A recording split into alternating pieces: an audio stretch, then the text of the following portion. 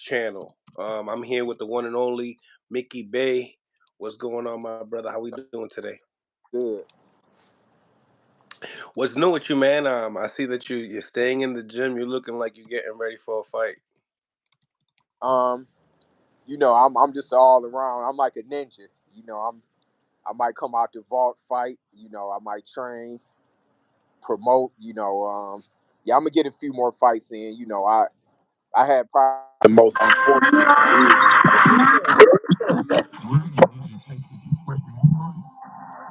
So, how's everything with promotions and stuff?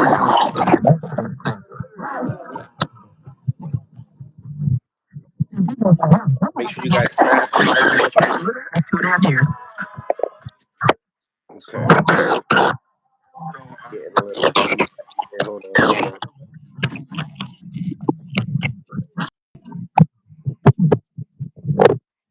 Do you hear it? Do you have feedback coming from me? I can't hear you.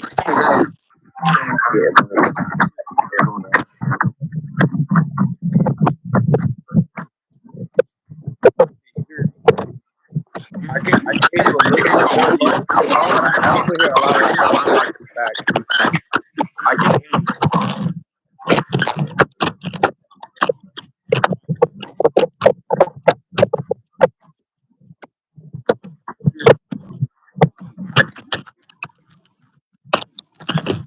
Yo, you know what you should do, Mickey?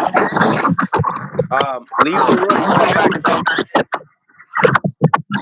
Yeah, just press the X and leave.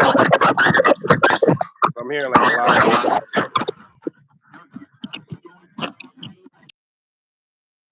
Where make sure you guys smash the like button. Smash the like button. We're doing some boxing talk here. Lots of topics to touch on right now. But nevertheless, make sure you guys smash the like button. Make sure you guys leave a comment, engage with the channel.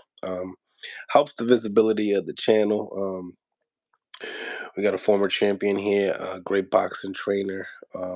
He's talking to the likes, working with Devin Haney, Shakur Stevenson, Jared Anderson, almost everybody in that's the top ranked stable. Here he is right now. I tap him in.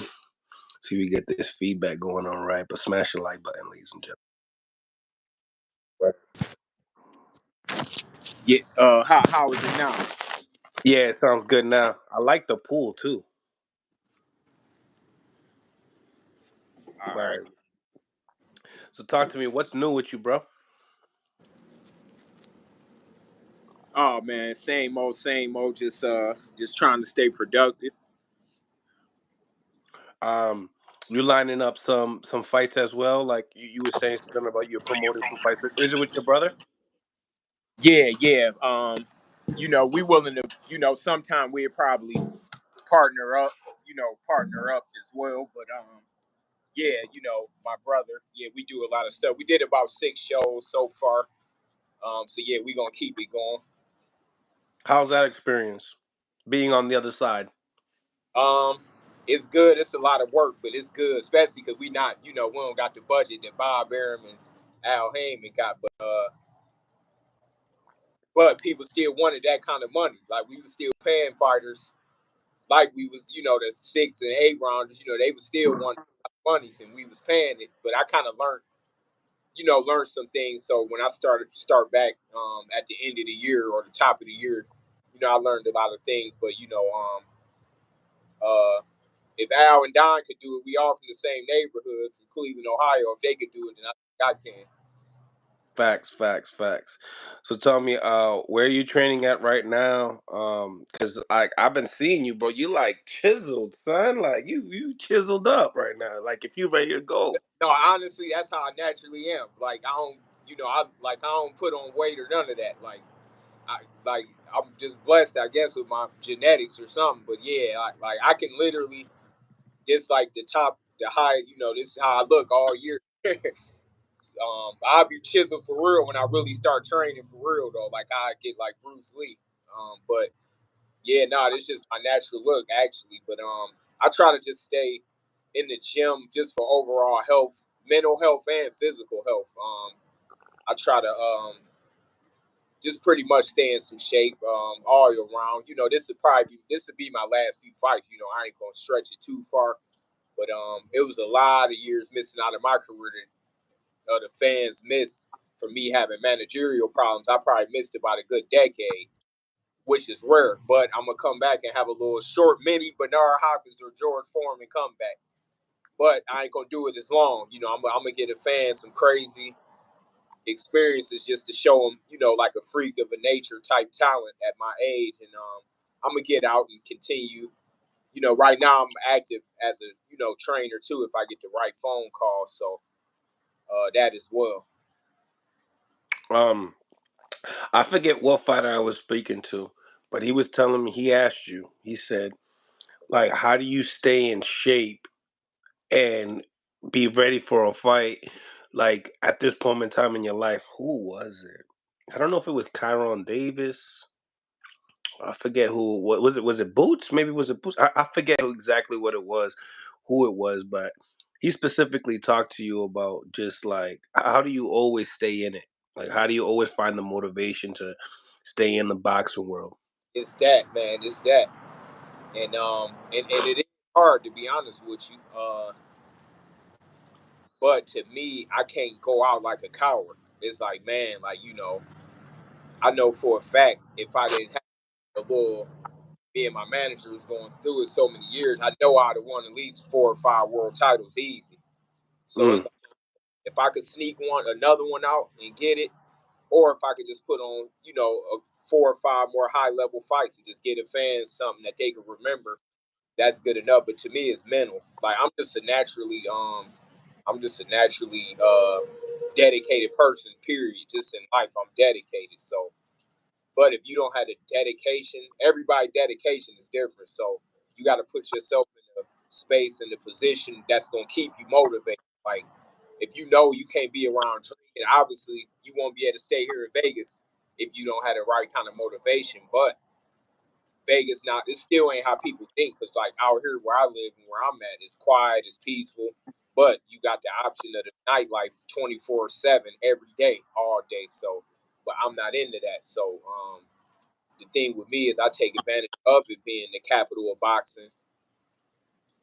You know, I look at it in that way. Some people could look at it and say, "Oh, well, it's drinking, it's partying, and I could fight." With me, no, it's all business. So for me, it's sweet because people pull up from all over the world in Vegas. It's the boxing capital and the #1 tourist place in the world, pretty much. So you got to look at it and see what your goal is and stick to it. My goal is to just show people and have him thinking like, man, if he's doing this right now at his age, what would he have done if he wasn't on the shelf all these years? Just to kind of, and to motivate people like, damn, let me try. I don't want to get people hurt though, because I ain't gonna lie, 99% of people ain't gonna do this at pushing 40. So, I wouldn't advise it for most people, but by me taking care of myself and being smart, I know I've at least got a good 4 or 5 good ones in me, but I ain't gonna stretch it too far because I do want to be in the boxing business. That's forever. So I can't fight forever anyway.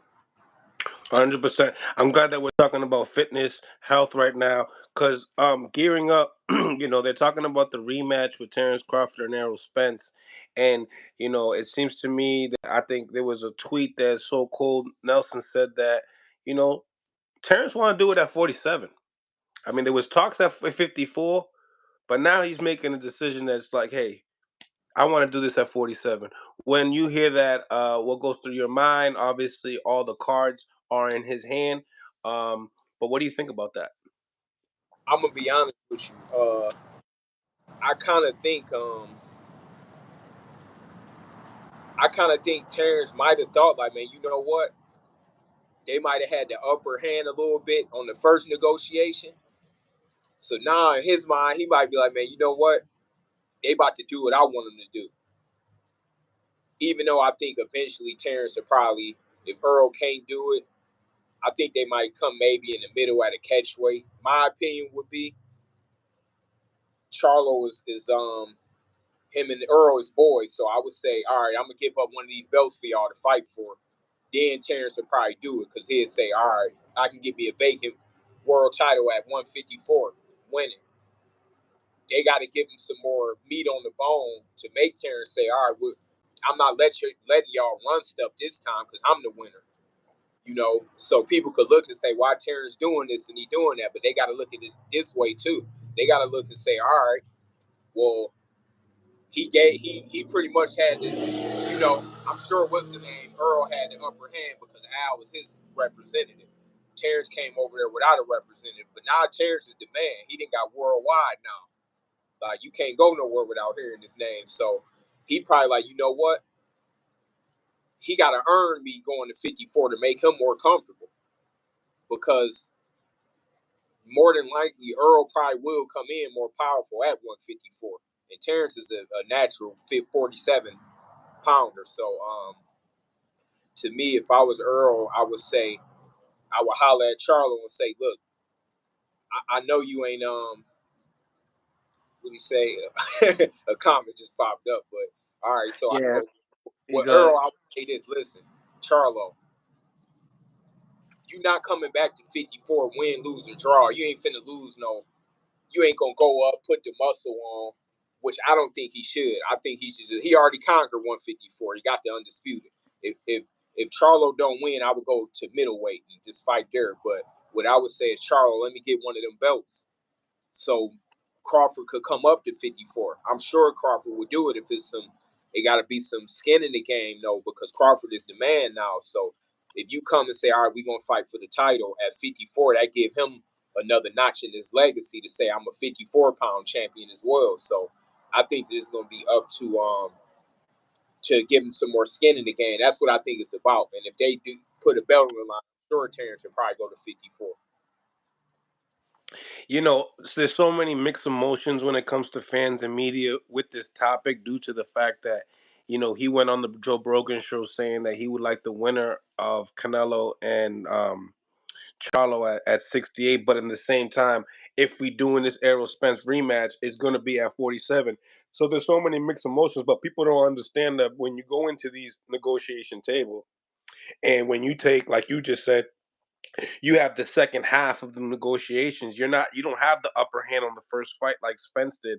But now that the tables have turned, um, people they want to like choose who they want to like favor, their favorite fighter, and diminish like the win. And does this kind of like in your behalf, right? In your opinion, if they do entertain a fight at 47 again, right? Which I feel like that might not happen for some weird reason on the Spence camp. Right. Um, you know, does that people kind of like do you really want to fight a Spence, a weight drained Spence at 47? Or would you rather fight 100% Spence at 54? What's your behalf on that if you was in Terrence Crawford's shoes? All right, I'm gonna be real with you, man.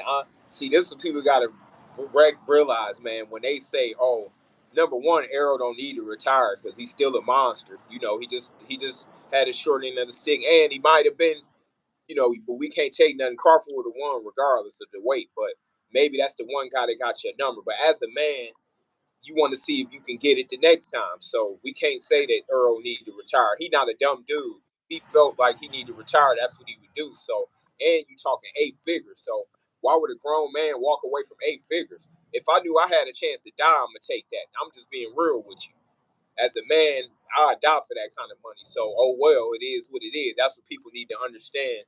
What the mentality of certain fighters as warriors, but I'm going out of not only the boxing life, I'm putting my life on the line for that 8 figures for my family. So, that's number one. But honestly, this is what I would do if I was Crawford. Uh I would take the fight, but I would want it to be a belt at 154. If it's gonna be 54, I would get that out the way in December, and I would fight the winner of I would fight the winner of the Canelo fight. Shit, that's two huge bags in the span of he could fight him in May on Cinco de Mayo in Vegas.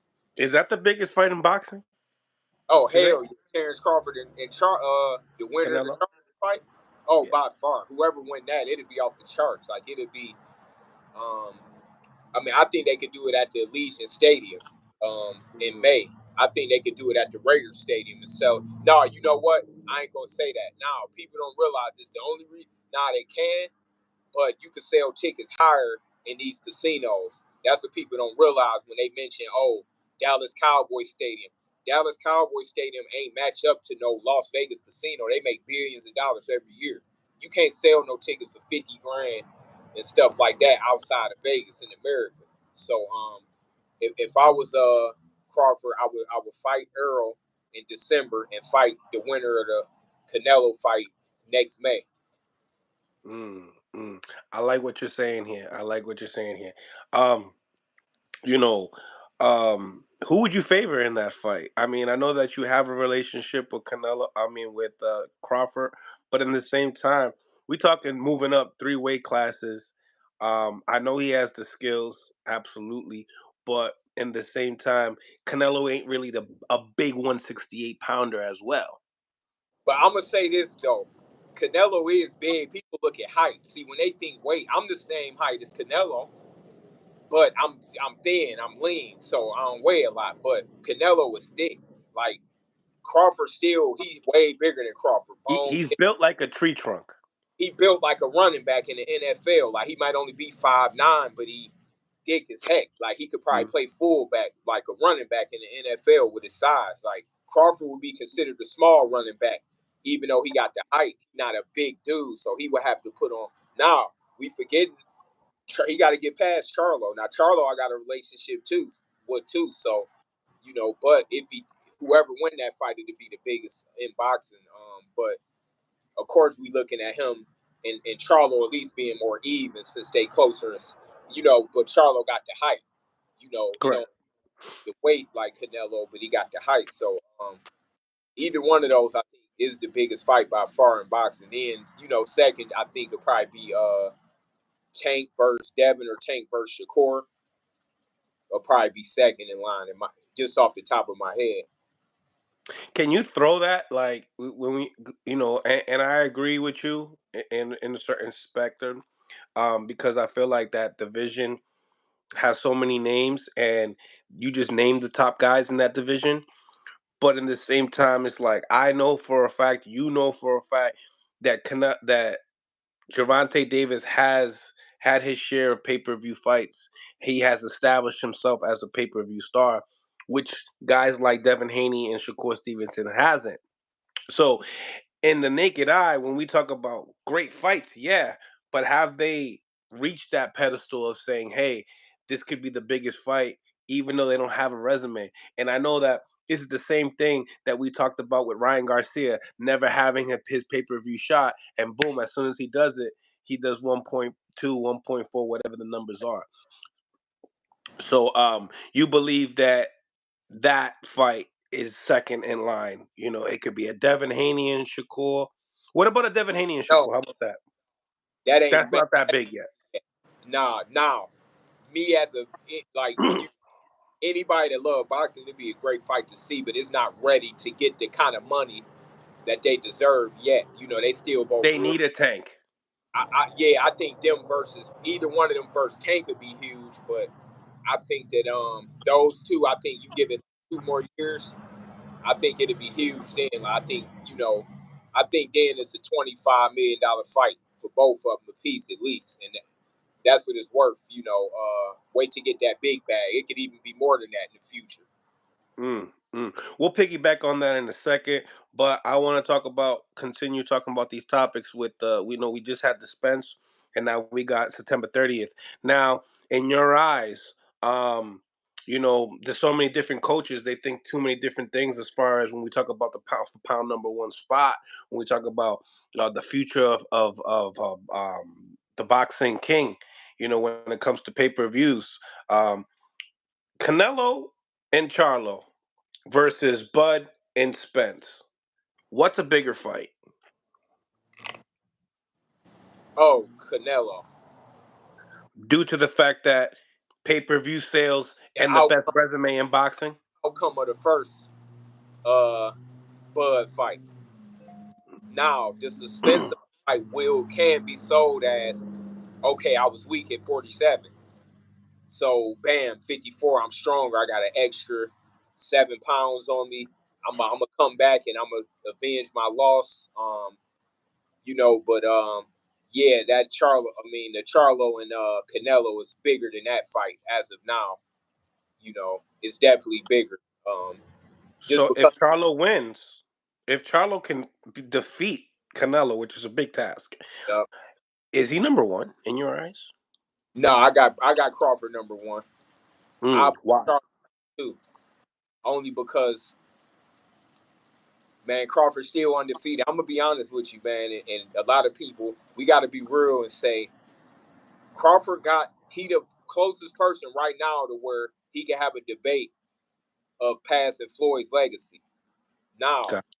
now you can say that because, and I love Floyd. That's my teacher. That's my, That's that's family.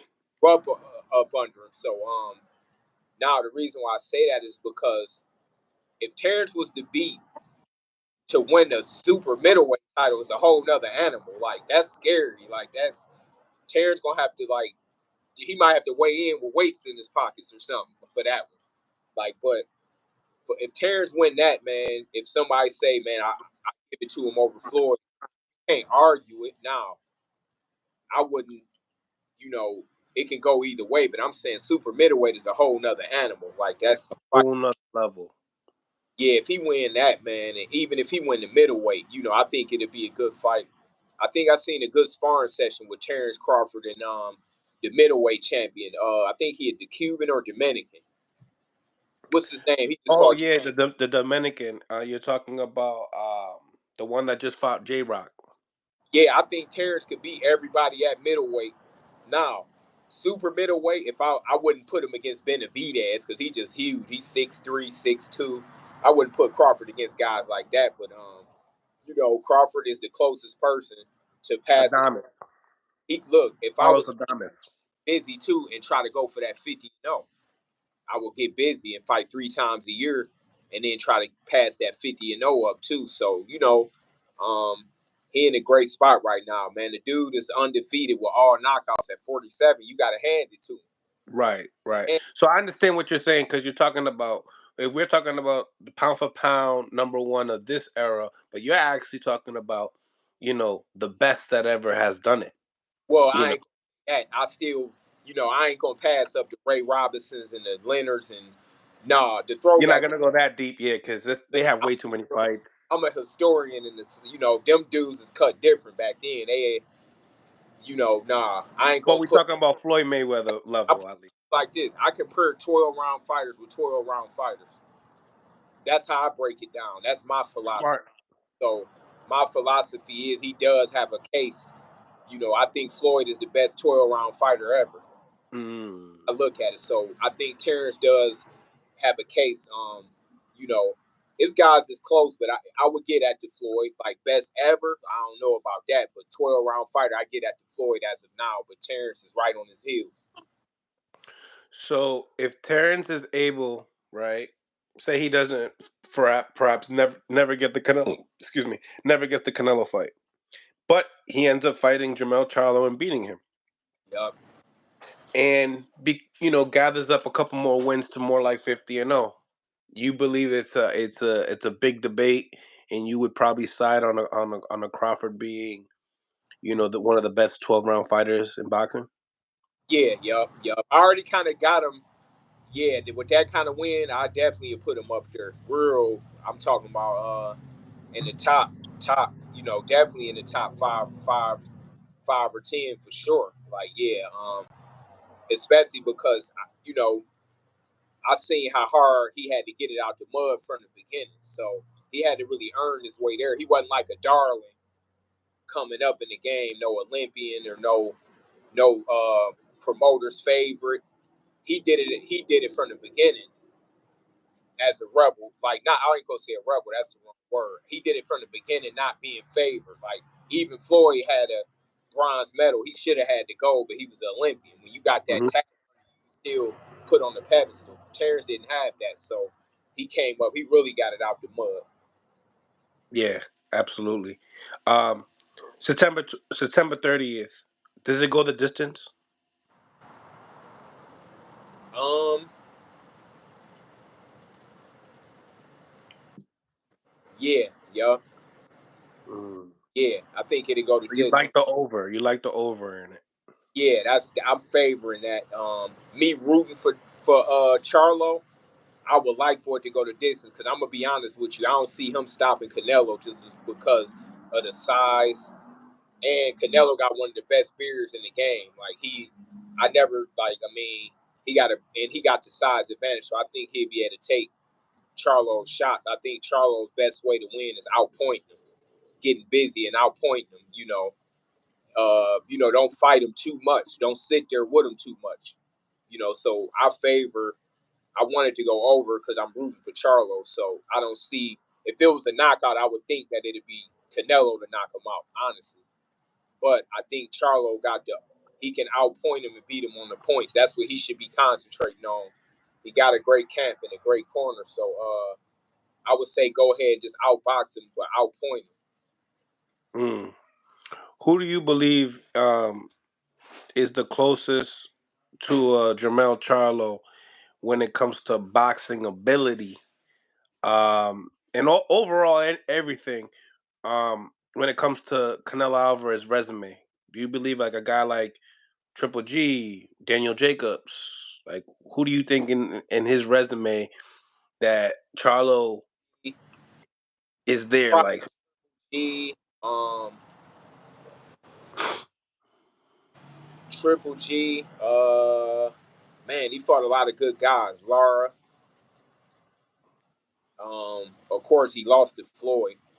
Then he fought Bivol, even though you lose them fights, but they make you better. So I them don't even really call I don't really count the Bivol loss because of the 75 yeah, so deficit.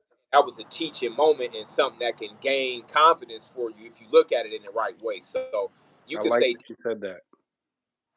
you get what I'm saying. So it's like that could give you confidence, and the loss could help you with a victory. Like you could say, "Damn, if I could fight Bivol and do this with him, what is the dude coming up gonna do with me?" That if you look at it in that way, Nobody mentioned that, Mickey. That's why I love rocking with you, bro, because okay, you hey, break things hey, I'm down the best, man. completely different. I'm one of the best at it. But believe me, Canelo is thinking about that. He in his mind, like, man, Bivol is huge. He probably could fight a heavyweight if you build him up right. Yeah. So when you look at it, it's like, all right, I ain't tripping at loss.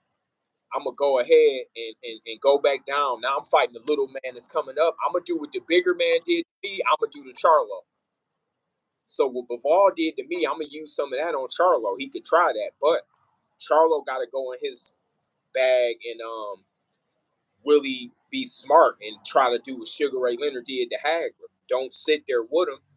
Get yours off and then strategically move. Don't run. Don't move too much, but you don't want to sit in the pocket with Canelo. No, That ain't a good game plan. Sitting in no pocket with Canelo. no. Um, I completely agree with that. Um, do you, if you was saying, "Hey, I gotta throw 3 bets for this fight, September 30th," where do you think those 3 bets would be most solid? And if I had to pick three different bets, 3 different bets. Yeah. all right, my three different bets. Just being honest, non-biased. I don't even know Charlo. I ain't rooting for him. I would bet the over. I would bet Canelo by knockout, or I bet if you want to take a risky bet, if you think Charlo gonna win, bet Charlo by the decision because the odds gonna be crazy on that. So Yeah. you bet Charlo by decision, you bet the over, you bet Canelo by knockout. Oh, you know what? You know what? I ain't gonna say Canelo. That's the only way three that I see you winning some money. I don't think he gonna Some knock money. Charlo out, but them is the kind of the three that I would look at. Yeah.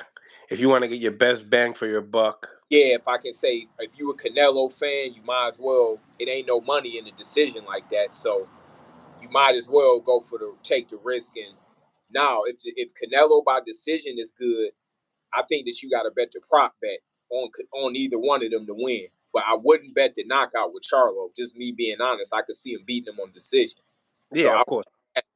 but the over to me would be the best bet in the house, in my opinion, right now, because Yeah. Canelo started slow.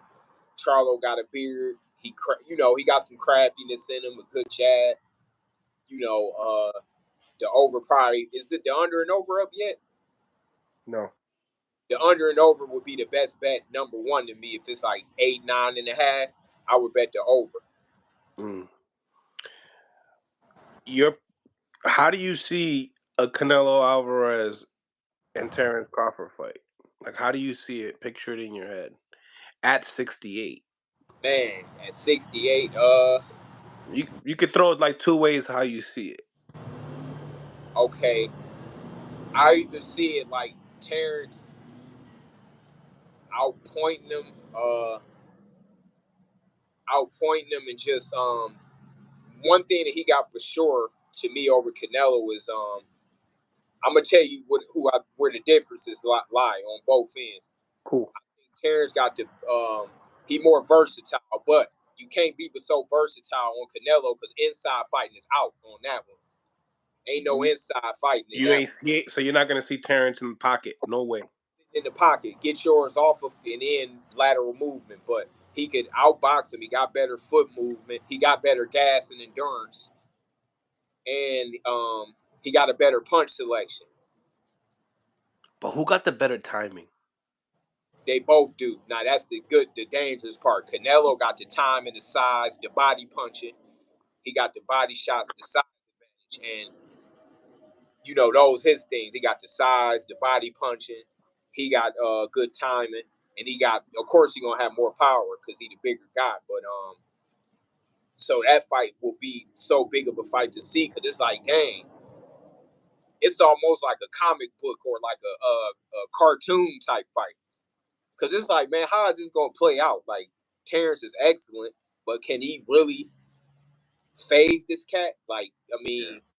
mean, can he really beat this super middleweight? Like, so it's kind of like a David and Goliath type of thing. Like, it's. I mean, it'd be so crazy to see that. Can Terrence pull off the unthinkable, and can Canelo stop Terrence? Can he stop him? Because if he don't stop him, it ain't really nothing you could say. All right, you beat him, but I mean, you beat a littler guy, like a way smaller guy. So it ain't like when he fought Floyd. He was 22. Not that I give him that. He'd have never beat Floyd, in my opinion. But size wise, I don't think Floyd would have fought at 68 though. So that's the difference. And that would be like a big debate upon, like you just said, the Terrence Crawford and Floyd. When you compare the two and we talk about one fighter that they had in common would have been Canelo. And, I fought him at 68. I fought him at quote And unquote his prime.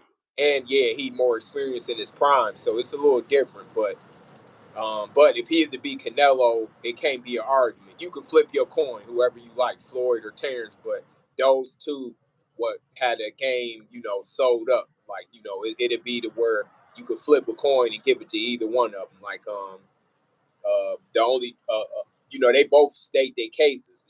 Like Floyd to me was better. Floyd to me was better as a smaller fighter. Like, Terrence, like if they was to fight each other, I think Floyd would have had his harder time at 47 beating Terrence than any other time. Like lightweight and all them lower weights, 40 lightweight, I think Terrence would have had a harder time beating Floyd. But now at 47, Terrence looking, Terrence looking, like you could put him in there with the Ray Leonards and them kind of cats. Like even So you would Floyd. rather, if it was like if it was in your eyes, you would have wanted to see a Pretty Boy and Terrence versus Money May and Terrence. So yeah, Pretty Boy and Terrence now. But no, even Money May was the truth. But I'm saying if True. say if somebody was to argue at welterweight that Terrence is more dominant, you could say that because he got all knockouts. He ain't went the distance once, so how can you not say that? But at the lower weights, Floyd was starting shit like it wasn't no tomorrow. Now Terrence was too, but Floyd might have had a down there, if you just eyeball test and everything. But man, it's a flip. I ain't even gonna compare the two. I love them both, and man, it's just a great fun thing that records made to be broken, man. And I'm sure Shakur or Devin or Boots or one of them cats might be the one to come behind Terrence and say, all right, this is the bar I'm looking at. The greater fighters each era, the greater bar that you got to look at and keep the game, like Donald Trump say, keep great, make boxing great again. But Right, it is 100%. You know, like when we talked about Terrence, talking about him doing the rematch with Spence at 47, it's gonna get a lot of the Boots fan bases to kind of be like, "What's going on?" Like, I'm your mandatory. Like, nah. I love Boots. He the next. That's passing of the guard. He young. It ain't really much in it for Terrence right now. Boots one of my favorites in the game. I think it's time for Boots to go ahead and get the undisputed at welterweight. Once Terrence relinquished the belts, just go ahead and clean it up, and you next up. Like you'd be the one to take over that. I mean, honestly, welterweight to me, if you had to average out every weight, is probably the best weight in boxing history. of course, 147 welterweight, because it's like you know the average man size of a man is about the people that could make that weight class. Is like it just happened to average out that way to where you get your best talent there. So and it's not big enough for small fighters to come up to. So welterweight to me is the greatest weight in boxing history as a whole. yeah. Talking to like Bernie, right, the boxer, and talking about Boots and his situation, he brought some light to me that I understood. He said, "Why doesn't the younger people can just cherish the route of being on that route up, like being the next up, like take that into consideration and stop calling out the biggest dude Yeah. and go get your Keith Thurman fight." No, I would like to see that. I don't think Keith going. I don't know if he can. Keith can fight. He could fight, but I don't. Man, do he want to fight Boots, or is he gonna ask for too much money? See, that's the problem too. Sometimes a way of turning down the fight could be overpricing yourself. You know, Mm. put a cap on the fighter's life and talent, but when you asking for too much money, ain't no fighter dumb. Like that's a great fight, man. Keith Thurman versus Boots. I would love to see it. That'd be a huge fight. That'd be great. Right, But absolutely. I can't knock Boots for calling Terrence out because one thing I like about Boots is he being real about it. I hate when fighters call fighters out knowing they won't fight him. Now with Boots, if Terrence said, "All right, let's do it," Boots will do it for sure. So I commend Boots hard, but I just think that not and Boots is smart and his dad is smart. They know that Terrence is he at the point to where he trying to milk it and get his legacy fights in. He not gonna get credit for beating Boots. They gonna say you beat a young guy that don't got that much experience. So if I was in Terrence's position, I wouldn't fight Boots either. Mm, mm. I like that. Now we leaning towards the business of boxing, and there's been a lot of talks, and especially at the 135 division of a lot of duck talk. You know what I mean?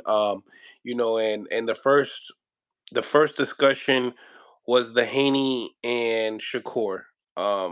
When they were in negotiations with the 25%, a lot of talks with, it could have been up towards an $8 million purse, which is the biggest purse that Shakur will ever have. He stated that if I was ever offered $8 million, I would definitely take it. Um, but in the same time, you know, we got another matchup with Shakur Stevenson and Frank Martin that they believe, Shakur believes that he, is ducking him. He had relationships talking to him on the DMs, making negotiations happen. And we all know that fighters really can't necessarily just do that and it'd be all good and gravy. We got handlers to really handle this all. But in the same token, he Shakur gets a lot of grief because, you know, he wanted this fight. He's calling this guy a duck, but when it's time for you to fight Haney, why aren't you a duck by taking that fight? What are your What are your beliefs on this duck talk nowadays? Because you just mentioned that, overpricing yourself is another form of that. I don't think neither one of them ducking each other. It's just like I said, to put it in, it's just not ready yet. I mean, it ain't really, they great fighters. Two of the best fighters, top in the game. Like, I mean, both got pound for pound level talent right now. Like, these dudes are excellent fighters. To be that, so it just ain't ready yet. The people ain't fully.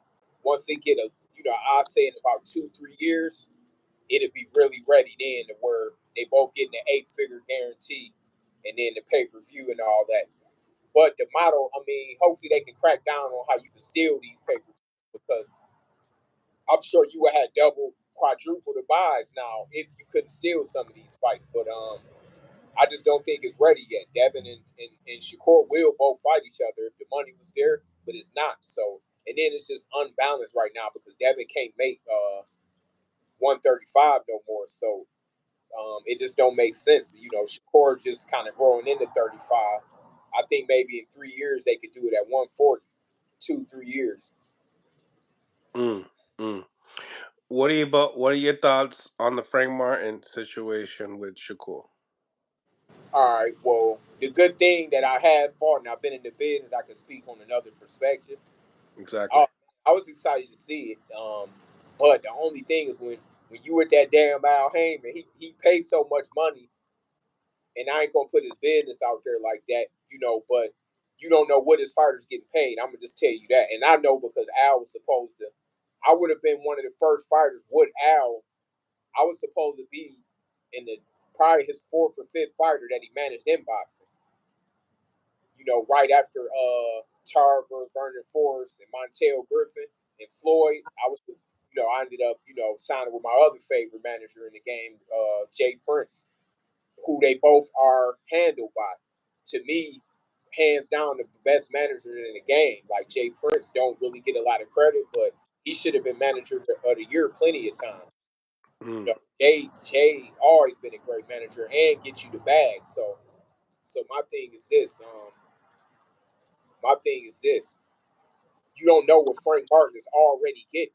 So when you think this, is why I'm gonna give him the benefit of the doubt, even though I Well, don't I think guess there was talks of him in his last fight getting $250,000. that money he got way more than that. Trust me. Trust me. That's what I'm saying. I ain't gonna put a person business out, but I know Al, and believe me, he got more than that for headlining in Las Vegas on Showtime. I'm gonna just tell you that much. And that ain't me counting somebody's pocket. I'm just speaking to let the fans know how the business work, and certain people you deal with do business a certain way. Like I said, Mm. I missed a lot of money not having Al as my advisor. I made money, but if Al was advising me, I would probably have made 10 to 20 times more money, or even 30 to 40 times more. So if that's telling you something, and I was signed with Mayweather without Al, then that's telling you something right there. So I'm gonna say that again. If Al was advising me, I would have made probably 30 times more, or at least 20 times more the money that I made. If I'm not me telling you that now, Shakur is a hell of a fighter. Like, he damn near the only person right now I see that where you could say, all right, this is a 50-50, or this person might could beat him, is Devin Haney or Tank. Anybody else, to me, damn near it's impossible almost, unless it's a lucky punch. Dude ain't nothing to beat. If he your investment, Frank Martin, look, if I'm managing Frank Martin, I'm not putting him in with Shakur. I'm gonna be honest with you. And this is somebody that worked with Shakur and seen him up close. I trained him, and I'm not, look. If I manage Frank Martin, I ain't putting him in there with Shakur. Not like not as a fan. I wanted to see it. So that's when you look at fights and you get frustrated as a fan. It's a difference because now I'm telling you in the twofold. I wanted to see the fight. But if I'm a businessman and I'm even Derrick James, I'm gonna be like, no, we're gonna chalk that one right now because you didn't look so good your last fight. Dude almost beat you. So put the odds of his last fight up to Shakur's talent.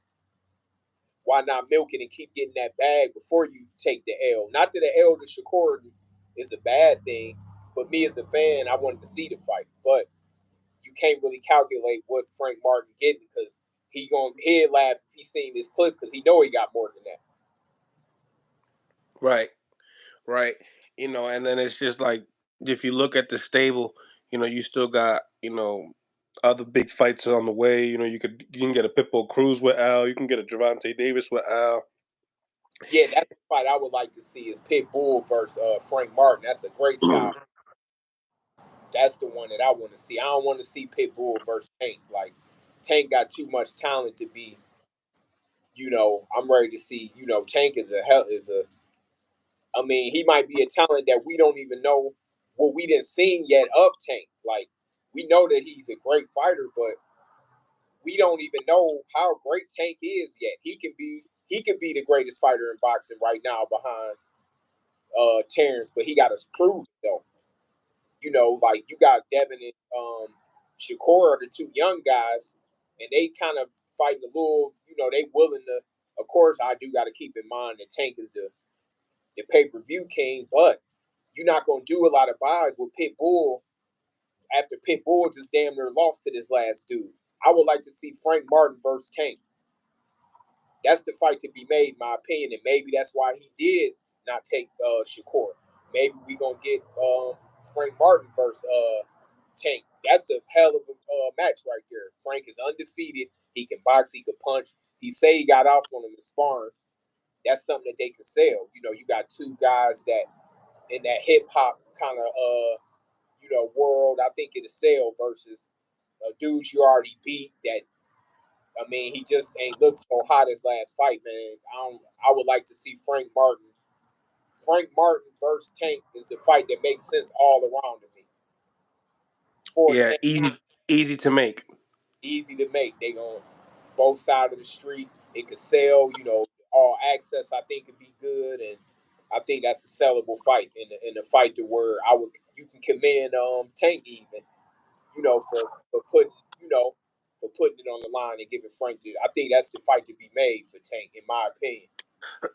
Yeah, I remember, talking to Frank and him saying that about the sparring. Like he believes that him and everyone in the gym believes that he landed the best shot in the gym when he did spar Tank.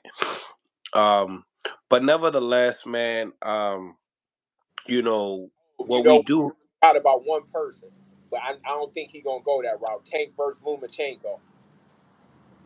It's a good fight. That's a I hell of got, I got that fight like Lomachenko doing his thing until he gets stopped by a body shot. a talk. And that'll make Tank a legend. Stopping Lomachenko is something that only I think he can do.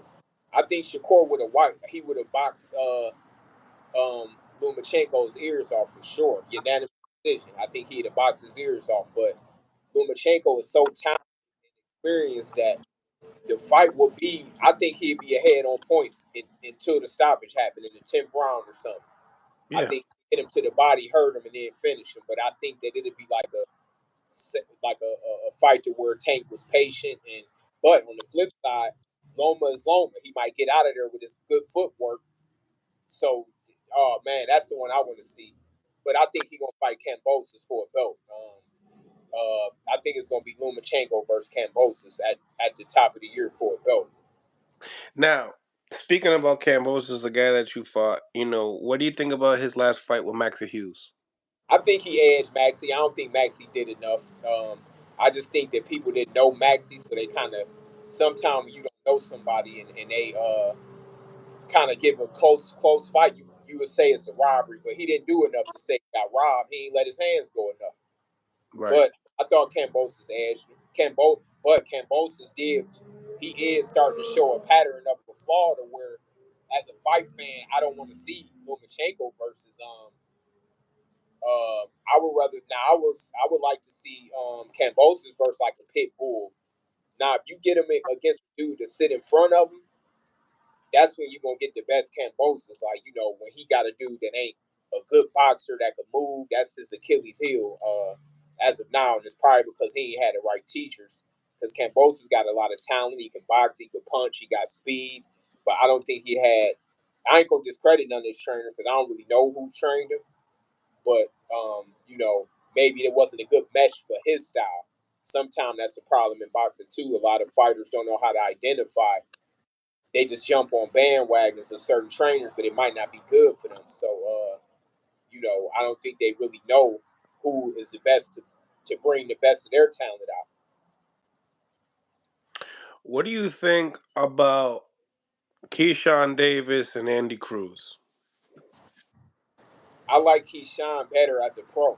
I think that I think that Andy Cruz, I don't see him being a unbeatable professional. Like Cubans to me are the best in the world, but 12 round fighting, I don't think they cut out many of them. I don't think cut out for the 12 round fight. Not your top Cubans. You get like the ones that you didn't really hear about as much in the amateurs. Those usually turn out to be the best Cubans in the pros. But Andy Cruz is a good fighter, real good fighter. Like, and I love the heart. I love the heart of the Cubans. So, like, I mean, shit. They Dude, grab a lot of gold medals. hey, dude might fight Shakur right now. Like, he would lose unanimous decision though, because it's the pros, it's 12 round. But the choice that he made that I like the best is that he picked Bosey as a trainer. Instead of doing the norm and going with another Cuban trainer that's still Yeah, like kind of, Silas or something. he went to a boxing city like Philadelphia where you're gonna be sparring with a lot of rough fighters and dudes that don't care about you. They don't like now. If you still was with a Cuban system, you're gonna still have that same kind of like hit move computer style, computer point style system. But I like Keyshawn better overall as the professional fighter. Mm, But mm. but if they were to fight right now, it's like a toss up because Keyshawn's still kind of growing as a pro, and it might be similar to when they fought in the amateurs as of now. But I think Keyshawn have a better chance at hurting them in the pros. You see how Eddie's moving him pretty quick. Yeah, because I'm sure that's what dude wants to do, and that's what I commend about him. Eddie just preferred 35 pounder as well. Yeah, but I like the choices that he making. I don't know who's behind him and helping him make it, but I think that him picking Bosey, I don't know who made the choice, but I think it was a good choice because he didn't do the norm, like go to. And I like, and Salas is a great trainer, but he didn't go to Salas or the other Cuban trainers. You got to go with who is best for you being a professional. Cuban style is not a top professional. They the greatest amateurs ever, but Cuban boxing, America, the ghettos in America is the best boxing professionally ever, and it'll never be top. USA Mm. by far the best when it comes to professional boxing. It'll never be top. Now, second, you can go to places like Mexico and these places like that, but America, hands down, the fighters everybody looking up to, they got every style in the book is from America. So that's something you can't even debate. Now, for Andy to pick Bosey, which is Boots dad, whoever don't know, was a good choice because he's switching it up by not just fighting that same computer style system. So I seen improvement in the highlights that I saw in his first fight. I'm like, okay, he not just. I didn't like his style as an amateur for pro. When people was all high on him when Eddie signed him, I'm like, that shit ain't gonna work in no 12 round fight. You gonna get clipped playing and do whatever. Especially in the smaller rings. That arm punching that ain't gonna now. I'm like, okay, I could see him soaking the game that Bosey's giving him. I could see him improving. So but I like his heart, man. Because I would like to see him fight like a Pitbull Cruz, even though they're not with the same promoter. But put him in there with some, give him a few more fights though. Don't rush him too much because the pros are still different. Like you know, and Salido showed Lomachenko that no matter if you say I thought he won or not, it would have been a difference had Loma fought Like a fight. him and Jorge Linares would be a good fight. Yeah, that'd be. I think dude went up to 40, but something like that, like a JoJo He Diaz. did, yeah. Two more fights get you a JoJo Diaz or something, right? In the next another fight or two. Yeah, Jorge Linares, he's gonna be fighting He, Catterall. yeah, he fighting Catterall, yo. Yeah. But he could still make 135. He's basically saying that nobody really wants to fight him at 135. Yeah. See, his career is great, Linares, and this is why I say this because I wanted all the fights and the opportunities he was getting. I was on the shelf. Me and him was supposed to do unification over a decade ago, but I commend this that he still is in the game and able to compete. See, Linares must have had hella good management because a lot of the fights he got, I wasn't able to get. Like, and I commend that he's milking it, man, until it's over. Because once it's over, it's over. And ain't nothing like that one night fight money. I don't care what nobody say. Like, ain't nothing like getting that high 6 figure to 7 figure in one night. That's why I got to give me a handful full of them before I leave because I know what to do with my bread now even more than when I was younger. So, and it just makes for exciting fights. Like me, I know it's guys I can go in there and knock off. Like I know that I could fight Andy Cruz or like what's the kid that just won at 130 pounds, a Mexican guy, Beast, that beat Valdez. I know that, Oh, Navarrete.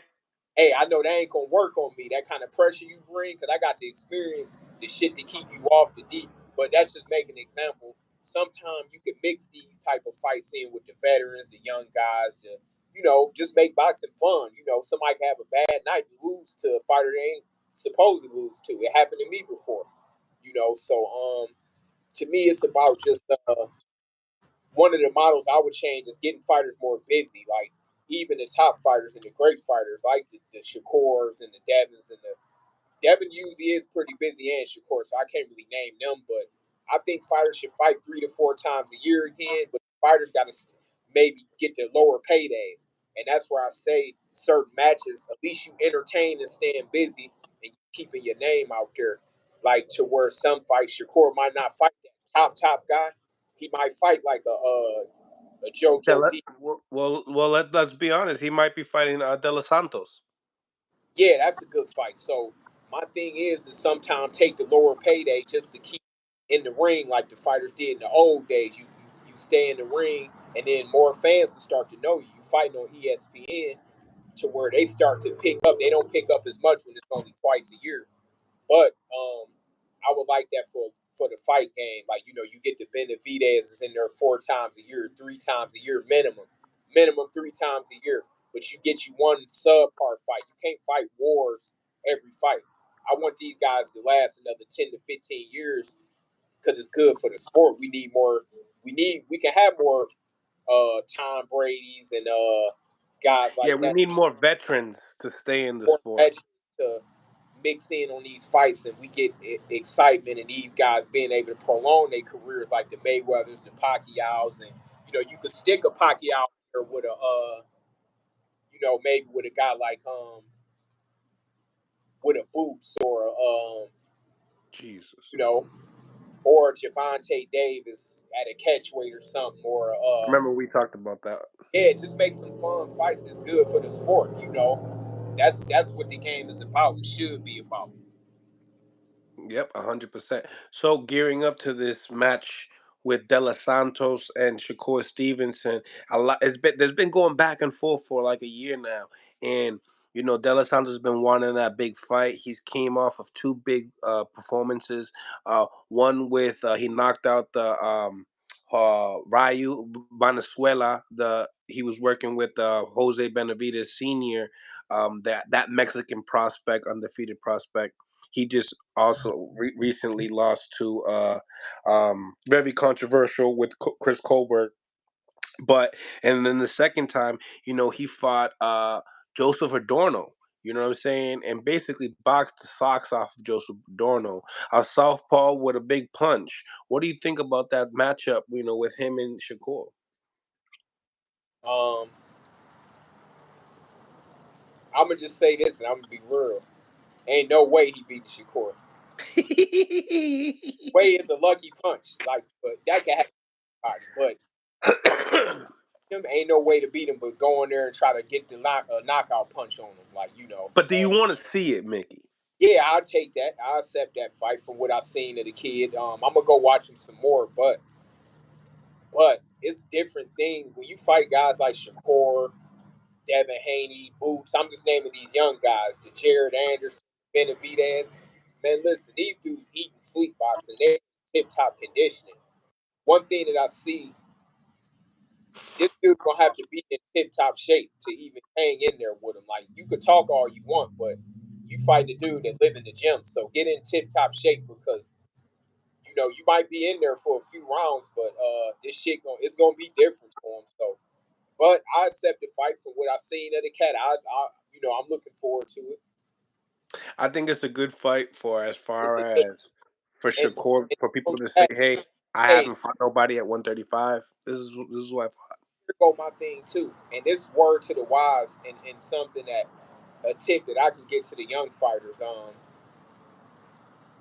Stay disciplined. That's the main thing because I love how the fighters making money nowadays. There's more money in boxing than ever in history, like by far. I mean, this dude's getting rich before fighting for belts, or you don't even need a belt now to be rich. So, but don't start partying too much and living like a rapper. Back in the day, the rappers used to look up to the fighters. Now the fighters looking up to the rappers.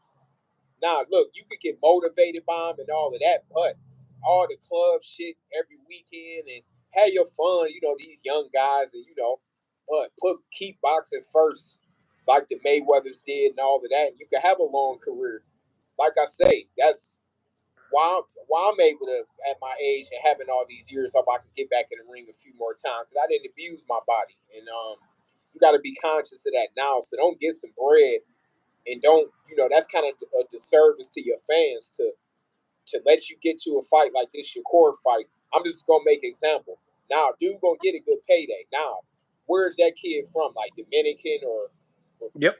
not? The money that he gonna make from this fight is gonna be like what? Probably 10, 20 times more. I'm sure he live in America now. Win, But lose, or them draw. vacations be long out there sometimes. Listen, win, lose, or draw. Look at it as a learning lesson. Don't go out there and start fucking partying every day and keep yourself in the game. Like, take that money and invest in yourself, invest in your health, and have you a little bit of fun, but don't be detrimental. Don't be detrimental to yourself. Like a lot of fighters self sabotage themselves by getting money and just, drinking too much, partying too much, smoking too much. Have your fun, but budget it, moderate it so you can come back and show that you the real deal. That's kind of what killed the sport too, more than anything, is when you get these fighters a bag, they fucking change and get Hollywood and they start, that's something that I'm telling the fighters right now is to stay disciplined, have your fun, but be a fighter. You're not a rapper. Stay a fighter. Like, you don't want to. You can't be in the club and be drinking and partying too much. It's gonna show when you get in the ring sooner or later. It seems like that's like 65% of the boxing world that where it goes wrong. It The go, back comes in too early. yeah, man. So that's what a lot of fighters now. I can just see it. Like, man, a lot of these dudes gonna self destruct. I hope they don't, but when you see all the jury coming, all this and that and this, and ain't nothing wrong with getting you some nice stuff because you work hard for it. But if you a boxer, you shouldn't be in the club drinking and partying and drugging too much. Like, you only hurting yourself, man. Go ahead and get that real bag and get you some real estate. Put your money up. I'm only giving this game because ain't no promoters and stuff gonna give it to you. Their job is just to get you the bag. They ain't saying to take care of your taxes and get you some real estate, get you some you know, play with the stocks a little bit, save some money, pay yourself. You know, just that's just minor things that's simple that everybody can do. But I'm just throwing that jewel out there for the fighters.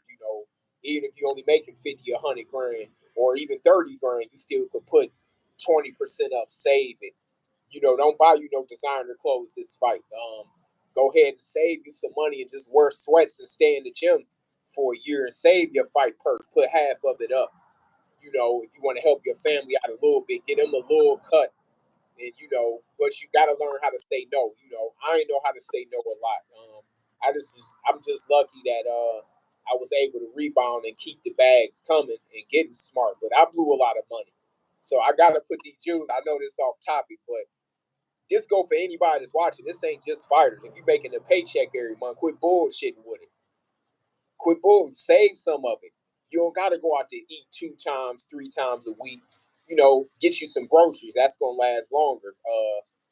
Don't do this for a certain amount of months and get your bag up and save for some months and get a side hustle. I'm just saying it because that's what I be on every day. Trying to get the bag in 5, 10 different ways. Exactly, man. When Back you to the get older, you get wiser. Yeah, we can get back to the boxing, y'all. Nah, I appreciate it though. Now at that 140 division, it's a nice division, man. It's a real nice Oh, division. We got Jose Cepeda and Africa fighting this weekend. What'd you think about that matchup? weekend, man. That's my guy right there, Africa. I had a chance to spar with him a lot. Okay. Yes, a few years ago, man. Real good, dedicated fighter, man. That's another one. You know what? Let me throw him in there as one of my favorite young guys coming up. I'm gonna throw him in there as a guy to watch. I'm gonna throw him in there for sure. He'd beat him. I think he'd beat. I think he'd beat Zepeda, but this would be his stiffest test to where Zepeda's a heavy-handed puncher. So um, by by a guy like You think Cepeda and John Bowser is kind of like in the same level? no, I didn't know who John Bowser was. There ain't no offense to him, but no, Got I seen Zepeda years ago sparring with Mayweather. So and it was probably 8 to 10 years ago. okay. Been in the ring. He a veteran and he a grown man. When I say grown man, that means over 30 because it's a different level of when you hit the late 20s, then you hit the early 30s, then the mid 30s. It's a You're different right. because I'm saying here, that me and you like the same age, so you get so wise when you hit the mid to late 30s that you realize you don't become a real man until you in your mid 30s.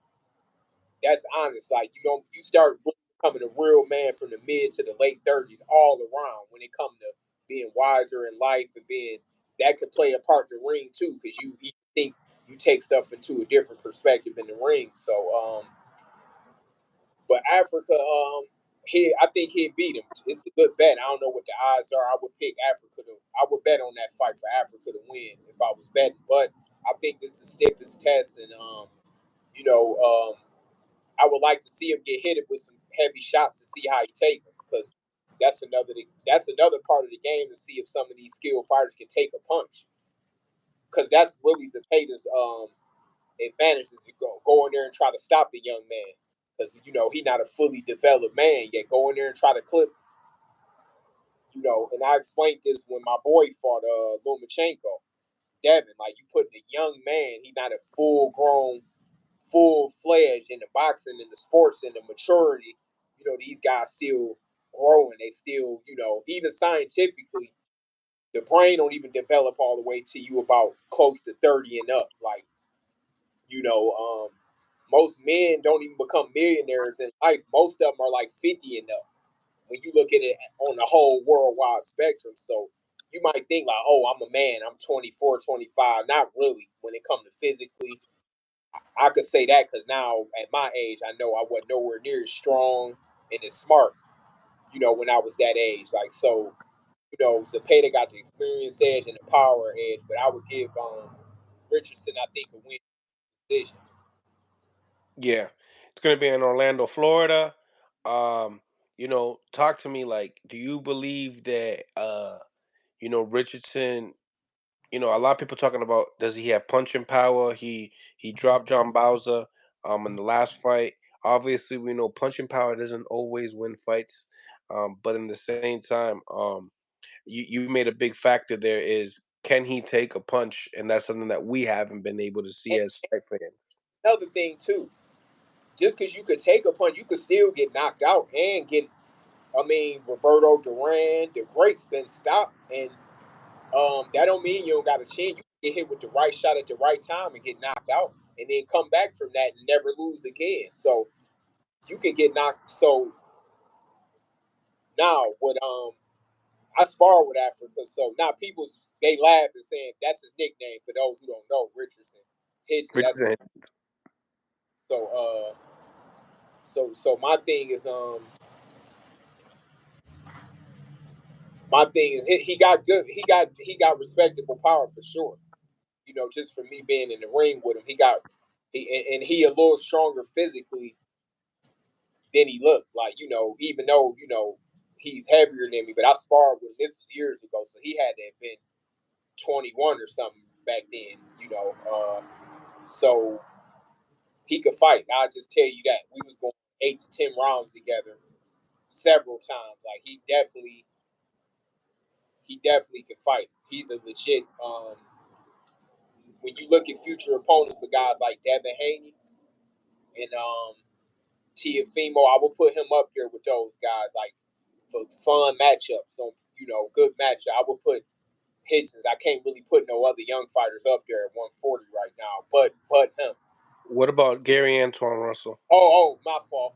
Him too. Yeah, I like Gary. But all of them kind of what the political thing with people need to squash that bullshit. The other side of the street and all that kind of stuff. Um, but I think I like that guy too, Russell, and he got that.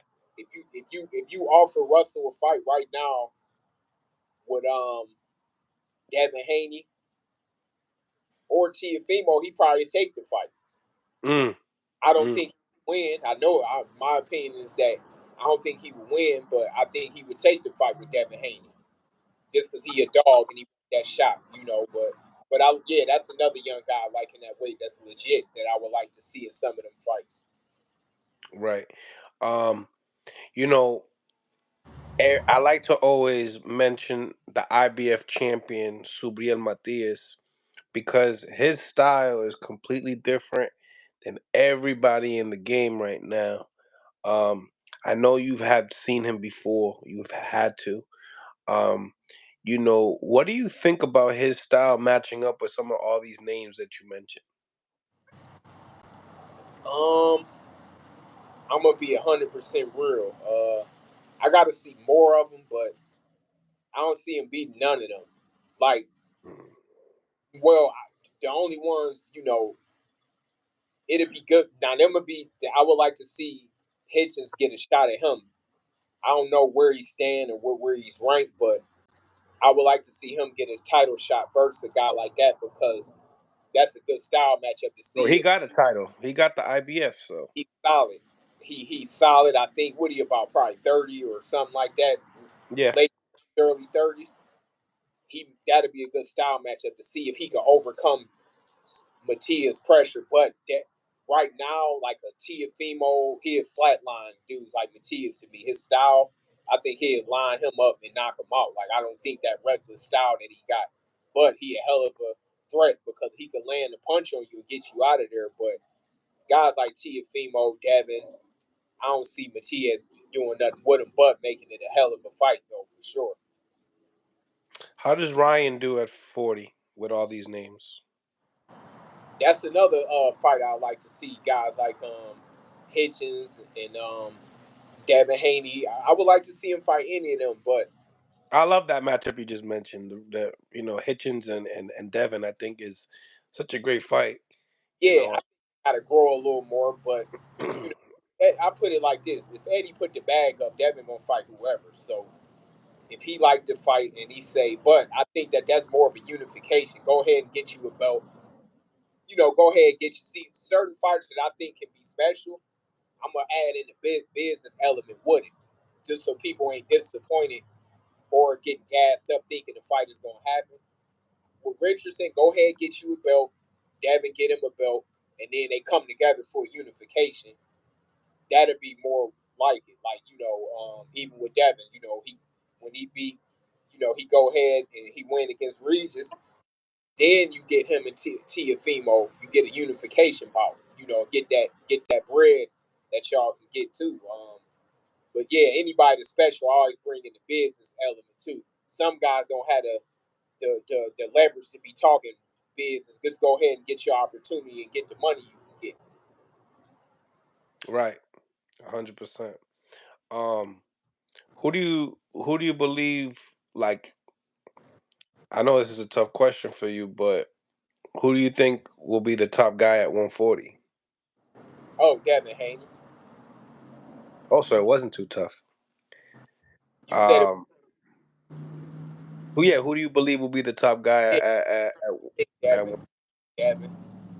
Oh, and why would he be over Africa in your Well, he had experience yet. I like Africa a lot. Like, he just needs the championship round.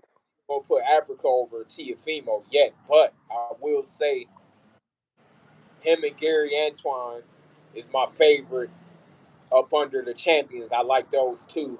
Your favorite contenders at that division. My favorite contenders right there. Those two. Them the legit ones that you can that you can say, oh man, I love to see them with Devin or Tiafimo.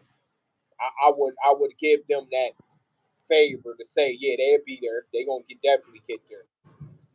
Who wins in your behalf in that matchup with Anton Russell and Richardson Hitchens? Man, that's like a flip of a coin. Right.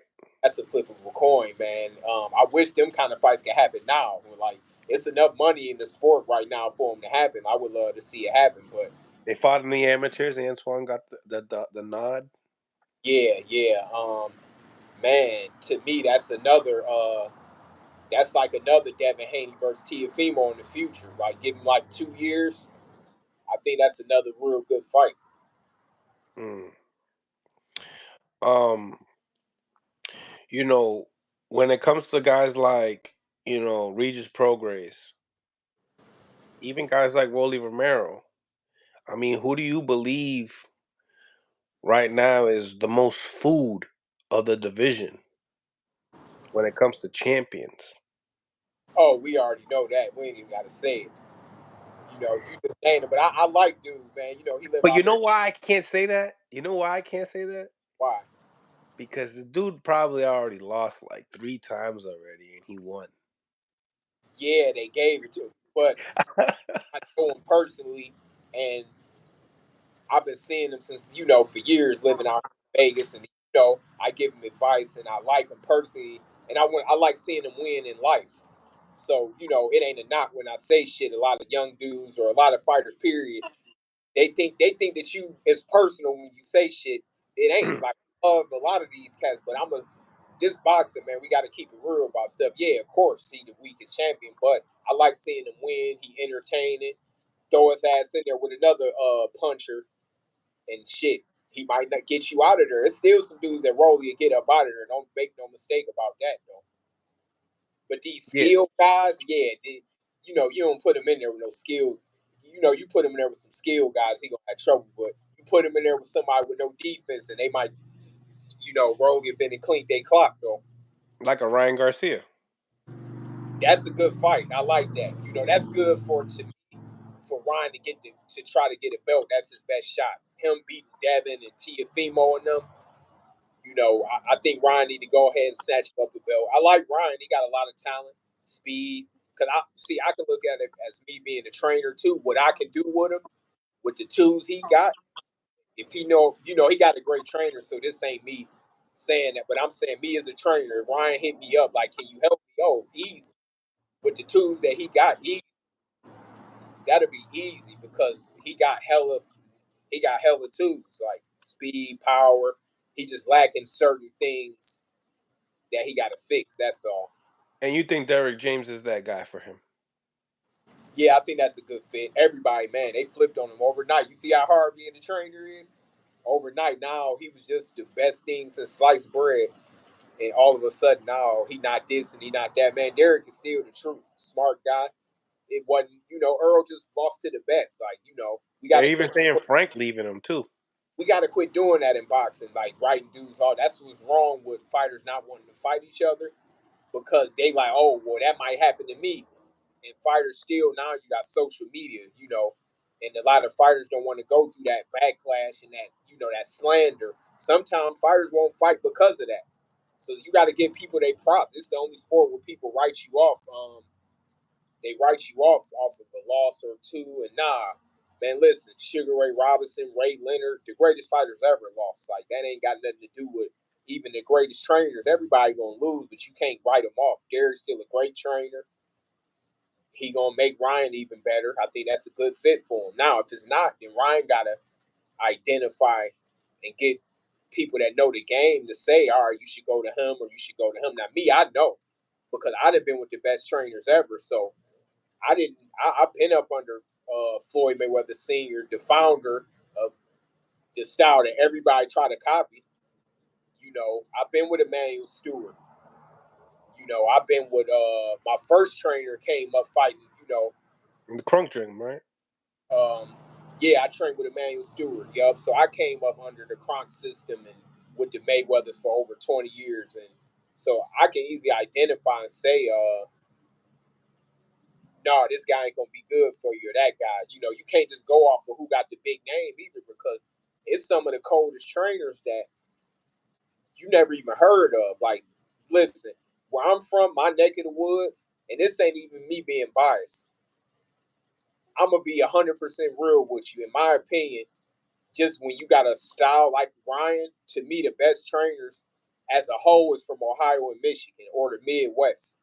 Because the Midwest is the catch and counter and the shoulder, all that shit is our style. Like, because the people that talk that is from St. Louis, Michigan, Ohio. Like, we right next to each other, Ohio, Michigan, Like the so best of both worlds. yeah, so we got different styles, but the style that certain fighters is trying to emulate, they saying it's from other cities, but when you look at it as a whole, it's from the Midwest, like the catching and countering. We've been doing that shit since the beginning of time. No, it's been everywhere, but I'm saying it's dudes that you never heard of that still got that in their bag, but you don't know them because they don't have a name. Like the stuff I'm able to do, I didn't learn it by magic. I learned it from the Mayweathers, from Emmanuel Stewart, Forrest Caldwell, dudes that you never heard of back in Cleveland and back in Detroit that was cold as hell. Like when I met him, like, man, who the hell is this dude? He doing all the shoulder rolling and the catching and countering. Now this 20 plus years ago though, before it became a fad, like everybody now you see trying to copy our system, that Mayweather system. It's different getting it directly from the right people. So you got to be smart as a fighter. You can't just go with a guy that just because he got a fan base or this or that. No, you got to ask questions as a fighter. Who did you get it from? Yeah, You can't because go most of these trainers are like PE trainers right now. what 100%. They like IG trainers. It's like, man, it's sickening to me because they basically copying me. Because I see y'all with the mitts, like I got this straight from the Mayweathers who made all of that up. Like, Listening to your interviews, saying the same shit, but yeah, not necessarily living it. look, when I just started training like 3 or 4 years ago, and nobody was even doing that mitt work. Even when I started training, you would only see like me and a couple other guys that came up under that or from around that. Now, but they don't know the science behind it. Like if it all right, put it like this: if they come hit mitts with me, it's gonna be a difference because it's a certain correct way of doing it. I'm gonna correct you and say different. That's just a whole nother story in itself. But I'm just basically saying that you got to know what's Why trainer you're doing things? Why are you doing is, these certain things? where it came from. Like you can't just go to the NBA or NFL and say, "Oh, I've been watching YouTube. I want to coach the New England Patriots." No, Bill Belichick is Bill Belichick. You're not finna just look at him on YouTube and go coach the. You're not finna go coach it. Yeah, 100%, 100%. Um, now that you getting your feet wet with the promotions, and obviously you probably put a big deal in the matchmaking in some of these fights that you put together. Um, let's talk about if I'm gonna ask the same question that they asked Floyd Mayweather. If it was you from 130 to 175, what fights would you put together? Like if you had to play matchmaker, Okay, okay. I'm gonna go. start with 30 and up. You said 130. Yeah, start with the 130 division. Okay. To me, it's dry there right now. It's real dry. You got like Navarrete. I like Navarrete. I would throw a fun fight in there with him. Now I'm gonna go for style matchups too. Uh, Let me see. For Navarrete, I would like to see him maybe versus. The guy with the WBC belt? See, it's fighters that I would like to see him and Albert Bell. Gary Russell. Ooh. I'm talking fun fights or like just like who could win because of styles or fun matchup. Because sometimes as a promoter or matchmaker, you thinking different. Like it could just be a barn burner with him versus just a guy that can slug. But if you put him in there with like Yeah, go off of the styles that are most entertaining for you. That okay, kind of more put you in more entertaining. an awe. Like you So don't know who to choose. okay, now entertain. I'll put Navarrete with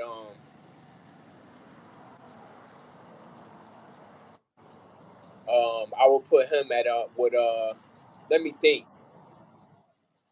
To me, 126 and 130 is the driest weight. So you might have to mix him in with one of them, like a Gary Russell, like a Gary Russell or somebody, or that,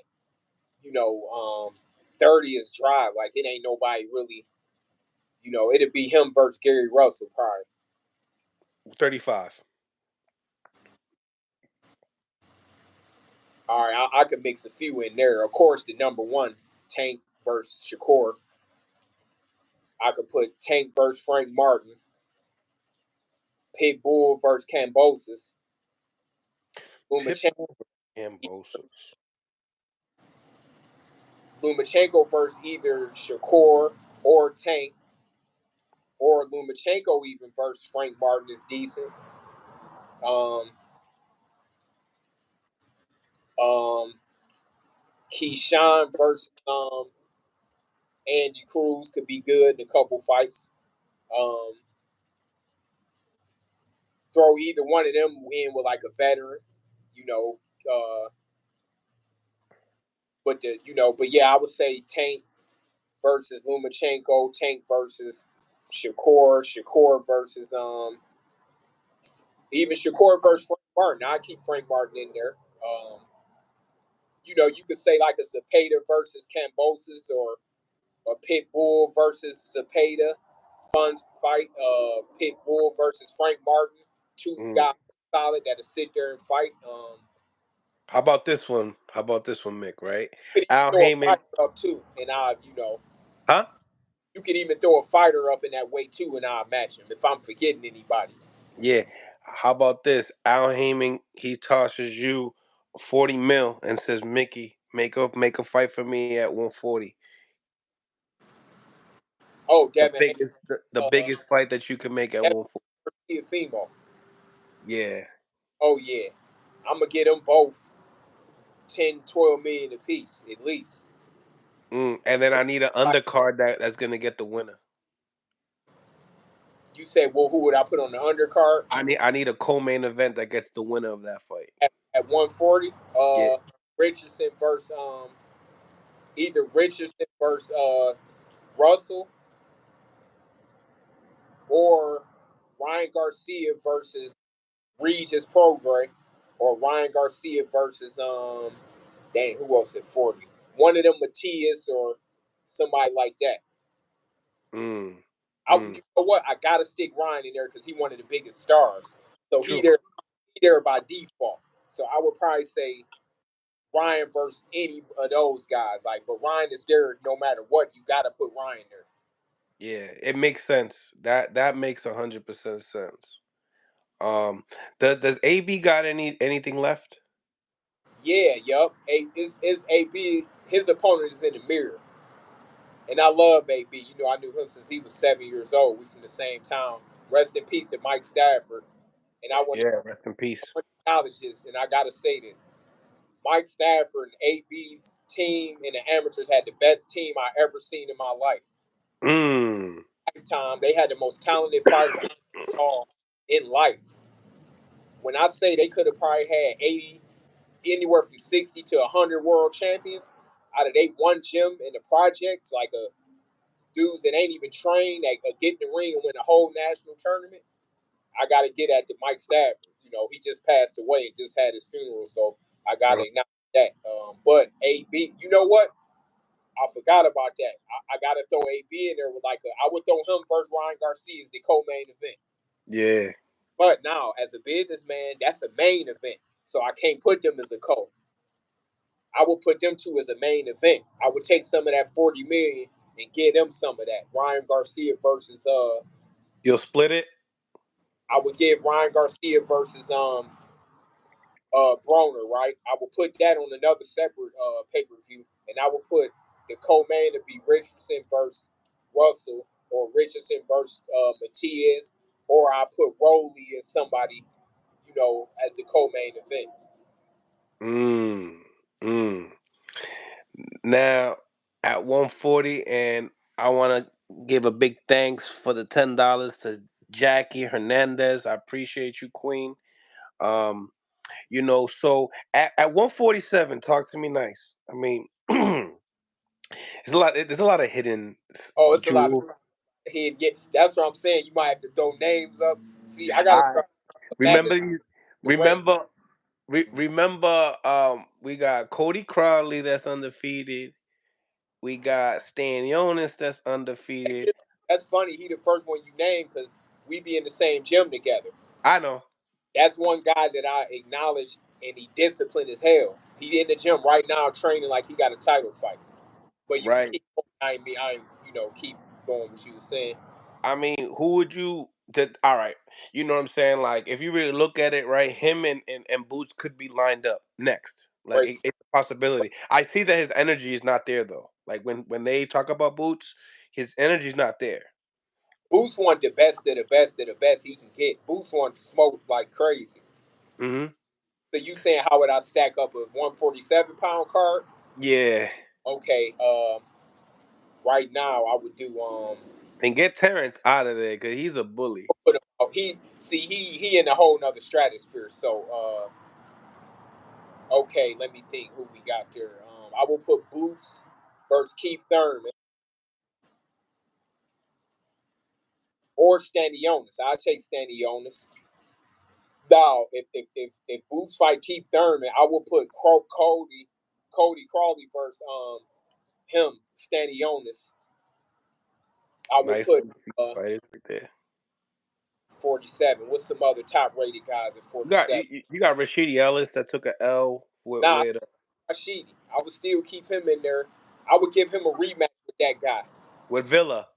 with Villa. Yeah, I'll put him in there with Villa to make him clear the air on that one. I love that you said that because he's dying for that, bro. He's dying Yeah, for it. because he should have won. I think he could have still got the decision. Ooh, I love boxing. We got Boots versus I Conor will put Ben. first Conor Ben hit, That's a good one. or Conor Ben versus Rashidi Ellis. That'd be a good matchup. Absolutely, I will put absolutely. Because it's I height. first Conor Ben Mm, and mm.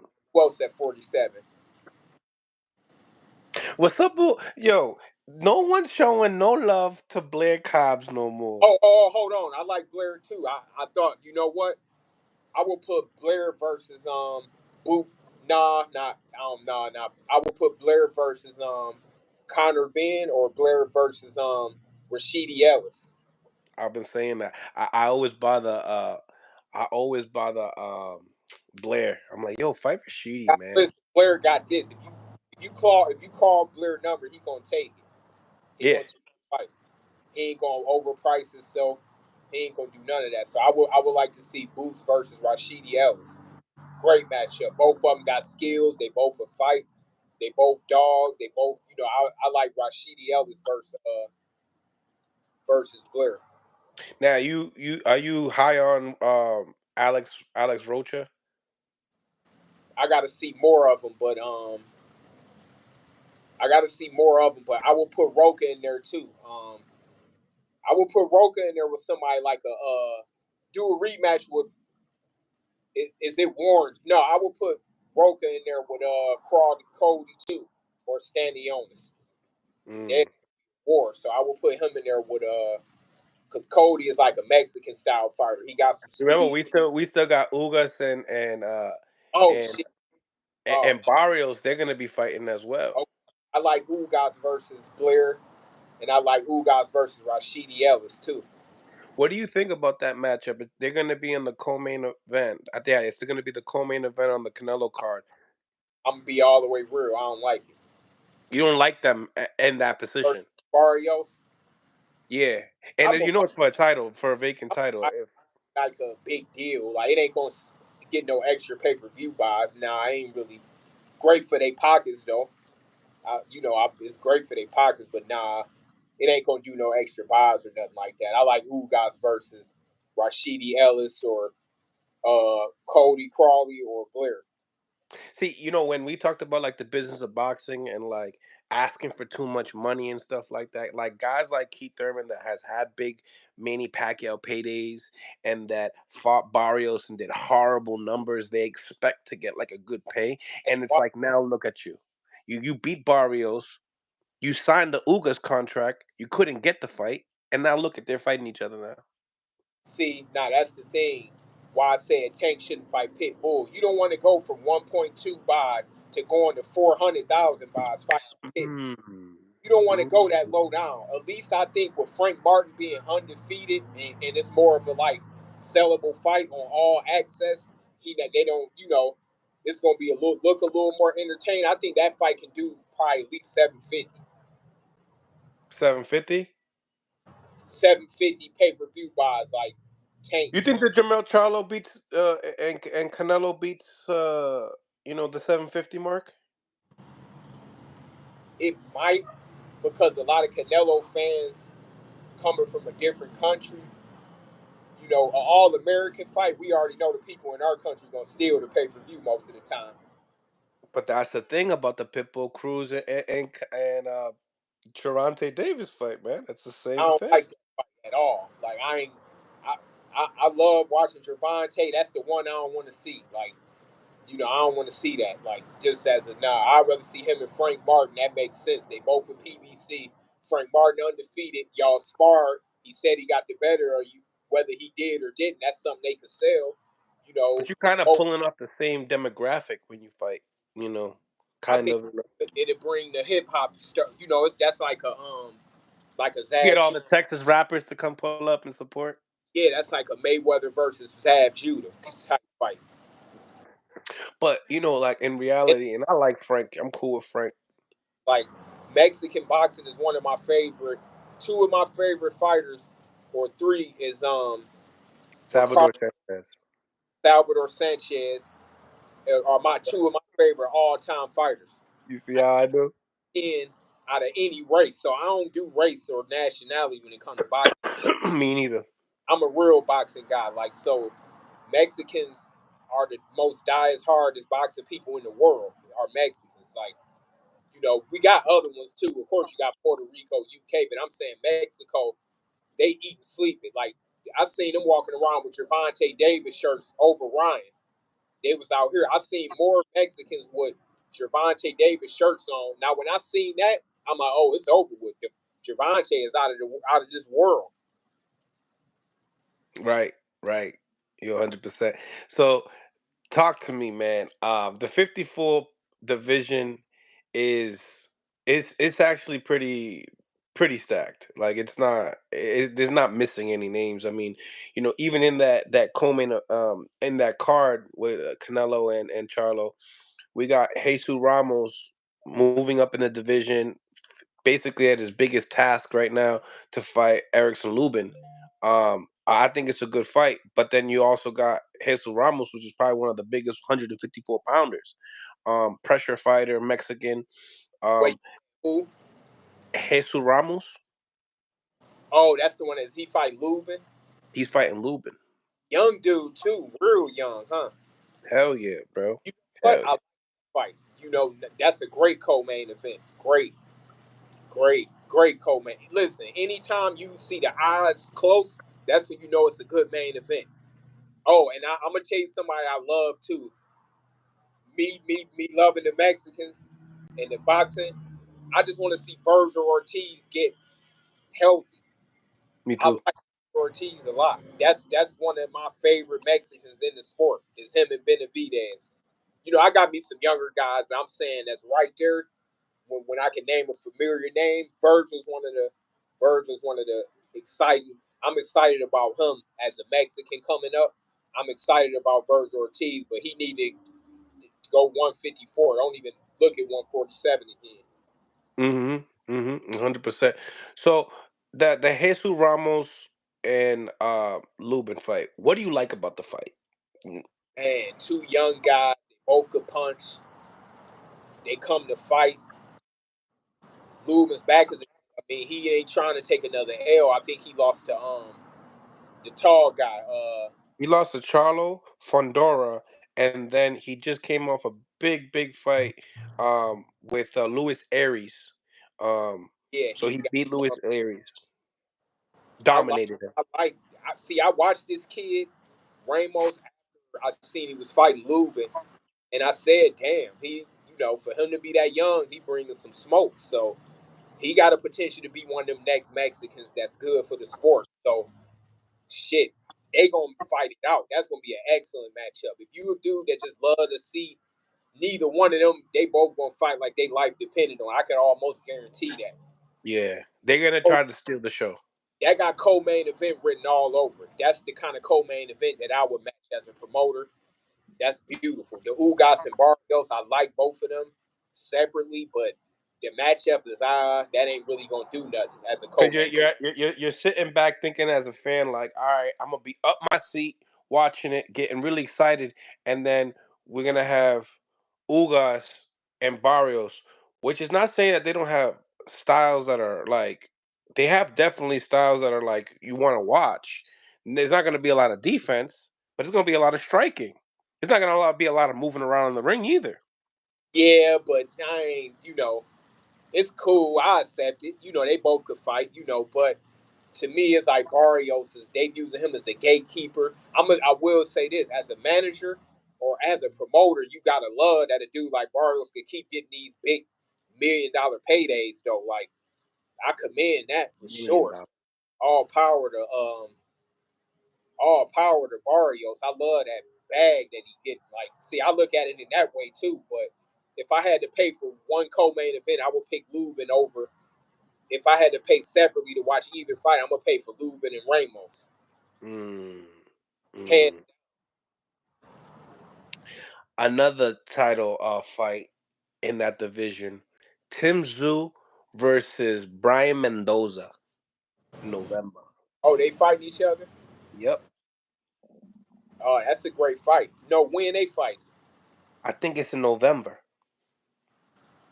In like 3 weeks. No, Um, my bad. Not 3 weeks, but yeah, in November. I actually they have it on the thing.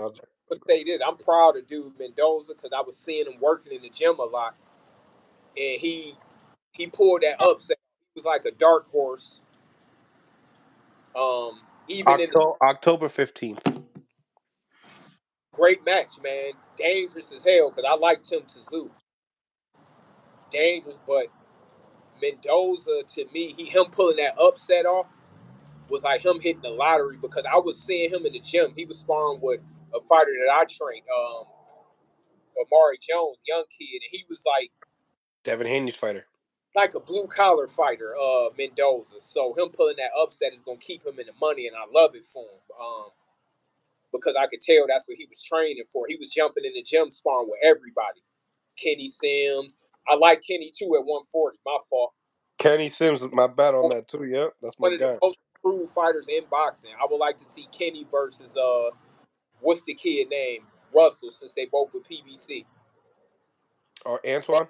Kenny Sims. Kenny Sims is one of the most improved fighters that I've seen through hard work and dedication. He Yeah. trained the Shakurs with the Earl with the Buds Yeah, and all of them. to his advantage. Yeah, he sparred with Pacquiao. He sparred with Crawford. He when I talked to him, he told me he worked with everybody. And my first recognition of him coming into this was when he fought um what you gonna call it? This guy Freddie Roach's fighter Rodriguez, Edwin Rodriguez. Well, no Edwin. But yeah, the rock and roll dude. He he lost to him, and honestly, Kenneth Sims wasn't his interpretation of coming into boxing wasn't to be at 140. Oh, you know what? I ain't even gonna be biased. And shout out to one of your fans. we mentioned. You know what? I ain't even gonna be biased. I was fuck Tevin. Elvis Rodriguez. I was gonna fuck Tevin Farmer up, even though that's my guy. When we saw the fight, I would put him in there with Tank. Now, when he get another fight or two, you can put him in there with Tank and Shakur too, because he Tevin? yeah, when Farmer get a Because I heard he's gonna have a big fight supposedly.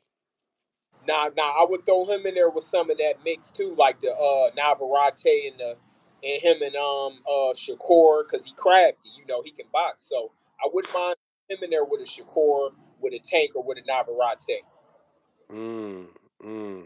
Yeah, You that's know, for sure. you got some good fans up in here, because I wasn't even thinking of that, because that was Yeah, my hey, that was supposed to be my lunch meat, Tevin Farmer, but not being.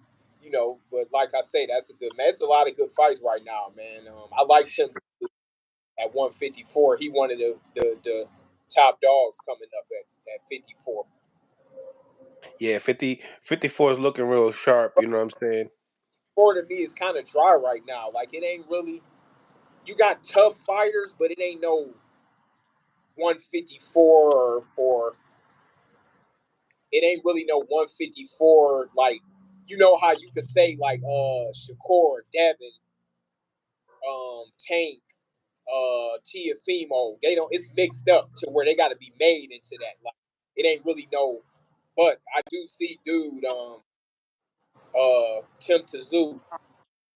He's outside of Charlo right now. He stand out to me as the best 54-pounder in my mind. Unless you throw up somebody else, I would love to see him versus Virgil Ortiz. Tim Tszyu versus Virgil Ortiz. See, you see how you mentioned Virgil going into that weight class? Because that's dope. Because now we're getting another guy. Hopefully he stays into boxing. But so you Like, believe Tim Tszyu beats Mendoza? Because Mendoza look like he's cracking. man, yeah, probably. I'm rooting for Mendoza, because I know the cat. It's an uphill battle. He got a chance, but you got to favor Tim Tszyu though. Tim is an animal. It's gonna take a lot to beat him. If you don't got experience, it's gonna take a lot to beat that dude. So I'll correct it. 54 is waiting to get heated up. It's just waiting to burst. Ain't really like no big nothing you could put on pay-per-view, or no big. It's nice though. I like the winner of the Lubin and Ramos fight. Ramos got to be some kind of fighter at his age to be getting these kind of platforms already. Right, 100%. 54 is a lot better than 160 pounds, I'll tell you that much. um, to the point that I kind of want to skip that weight class completely, honestly, and just go right to 68. Pull other fighters into that way. We might as well go to 68. Right. Well, let's go with a fight that's going to be supposedly happening in November. Demetrius Andres and David Benavidez. Oh, Stylistically, break down the matchup. great fight. Great fight. To me, if you had to name a guy that got one of the best chances, it'd be an Andre. But the only reason I say, I don't think, this is my opinion, I don't think nobody at 68 beat Benavidez. Now, I'm gonna just say that off the top. But Not even David Morrell. no, oh no, he don't got the experience. Nah, 12-round fight different. Like, you could. Now, I do like that Cat Morrell. I would have liked to see. I would like to see him versus Jamal? Jamal or Caleb. Caleb. Jamal head right. I want to see Caleb versus Morrell. I like Morrell. I think that's a nice chess match that you just mentioned there. David Morrell and Caleb Plant. I want to see them two on the co-main event of a big fight, like maybe Tank's fight, or a Tank fight, like Tank versus Frank Martin.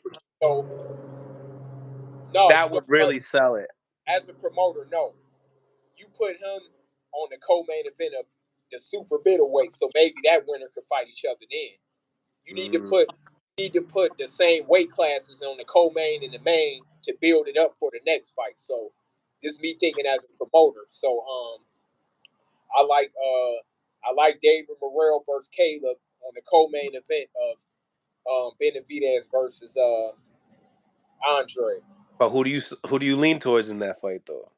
I lean Were Benavidez versus anybody right now. nah, the Morrell and Caleb. I don't know. That's like because of the experience. Like, you The know, experience. the experience. We got to still see if dude can really. That's a 50-50. Either way, you can't lose if you pick a winner. But Caleb is already a little more proven as a 12-round fighter. But I would go. The edge could go to anybody. I can't argue on either side if you was to say Caleb or Morrell. Even though Morrell only got a handful of fights, he might be that freak that can do it, and I love it. This is what I love about the Cubans. I can't lie, they heart. Like they going and then they fight for opportunity or money. They not taking that lightly. If you call them, they gonna take the fight. Well, I like this on the chat right here. Benavidez versus Andre is a good fight, but then if you put the Boots and Thurman as a co-main event, would be pretty decent. You know what else I like too? I like Morrell versus Andre too. Yeah, I like Benavidez versus Canelo. Do you think that Andre has a possibility to become a champion at 68, or is that too much weight? Yeah, yep, for sure. I just think this is right now. Benavidez just is he hot right now, man. I just think that Andre ain't if his head can really be in the game, like and really he gonna have to fight. Benavidez got skills but he's still gonna try to down. So I don't see nobody beating Benavidez. So I ain't gotta name one person. I just think he'd beat everybody at super middleweight. And I don't think it's not just the hotness; it's about also like being ready for the moment. You know what I'm saying? And Yeah, I feel like that the combination of those two things with Benavidez is what makes him kind of and scary that's what I because mean. it goes into the gym and the training camp of how they put in the work. You know? Yeah, yeah. So with that, I think that I don't see nobody beating Benavidez at 68. I think his competition to me is gonna be Ball or what's the other dude? Are the better beef? Arthur. You got to get him an uphill battle to be right now. But him and Benavidez is still a 50-50 fight. But I mean Benavidez versus Canelo, I still want to see. I give Canelo the win, but that's the fight. That's huge. I think that'd be a huge fight for boxing. So so you lean towards Canelo in that fight? Nah, Benavidez. Mm, But I tell think me. that I want to see it though because Bennett, if now you know what? Let me not the winner of the Charlo fight versus Benavidez fight. I feel like that's not even fair for Charlo, man.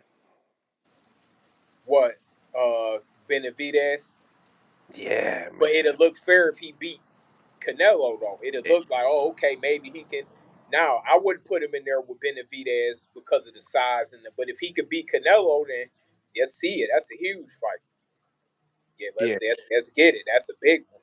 The only 75, of course, is the two that I want to see. One of the top 5 to 10 fights in boxing is Better Biev and Bivol, man.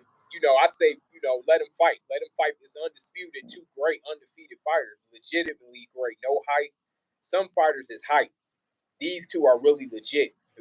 Better Beef and Bivol. That's one of my top fighters in boxing. I want to see that fight. That's one of my top 5 to 10 fights in boxing.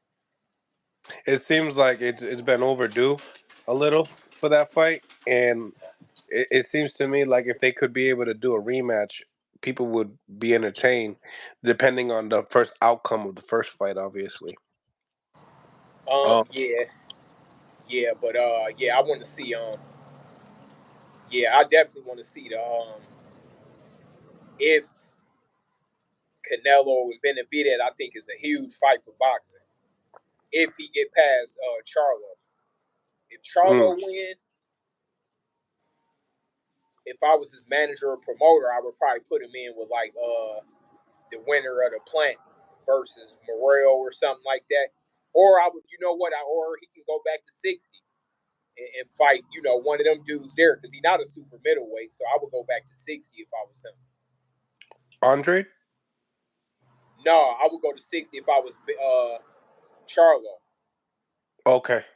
Yeah, I would Yeah. go to 60 and fight down there. Maybe fight the dude that fought Julian Williams. Adamas, Carlos Adamas. Yeah, Yeah, I would probably fight him, yo. yeah, that's overdue. That's overdue. Yeah, because Yeah. then you can have your older brother go up to 68, fight all the guys, make a And nice then you could storyline. fight you could fight Jericho, Janabek, my bad, Janabek at 60, Charlo, Jennebeck. Okay, you know what? I Buddy ain't even gonna McGirt write. fighter. You know who else I'm gonna throw in the mix? I don't know if he retired yet, but Triple G, he still got some fights. I think he could. I think he would beat Jennebeck. I think Mm, he would beat Jennebeck that's big. until he I dethroned. like the matchup. Listen, until he's dethroned for real. Of course, Canelo beat him the last fight. That's Canelo, but I think that I would like to see him in with like a Triple G, the passing of the guard. See if you can get past him. You know, Canelo got about a good 4 or 5 of them type fights. You know what? Let me throw in my guy too coming up. Benavidez. I mean, my guy that I trained as well for a fight. One of Puerto Rico's next champions. You know, my boy Edgar Berlanga. I want to see him versus Munguia. Did you just say ex champion? No, I said one of my boys I want to see is Edgar Berlanga versus Munguia. I want to see that now. I want to see Edgar Berlanga versus Munguia now. Talk to me about that matchup, man, because you got one guy that's a volume puncher that has a little bit more skin in the game. Then you got Edgar Berlanga that would probably be the puncher in the fight, but less seasoned.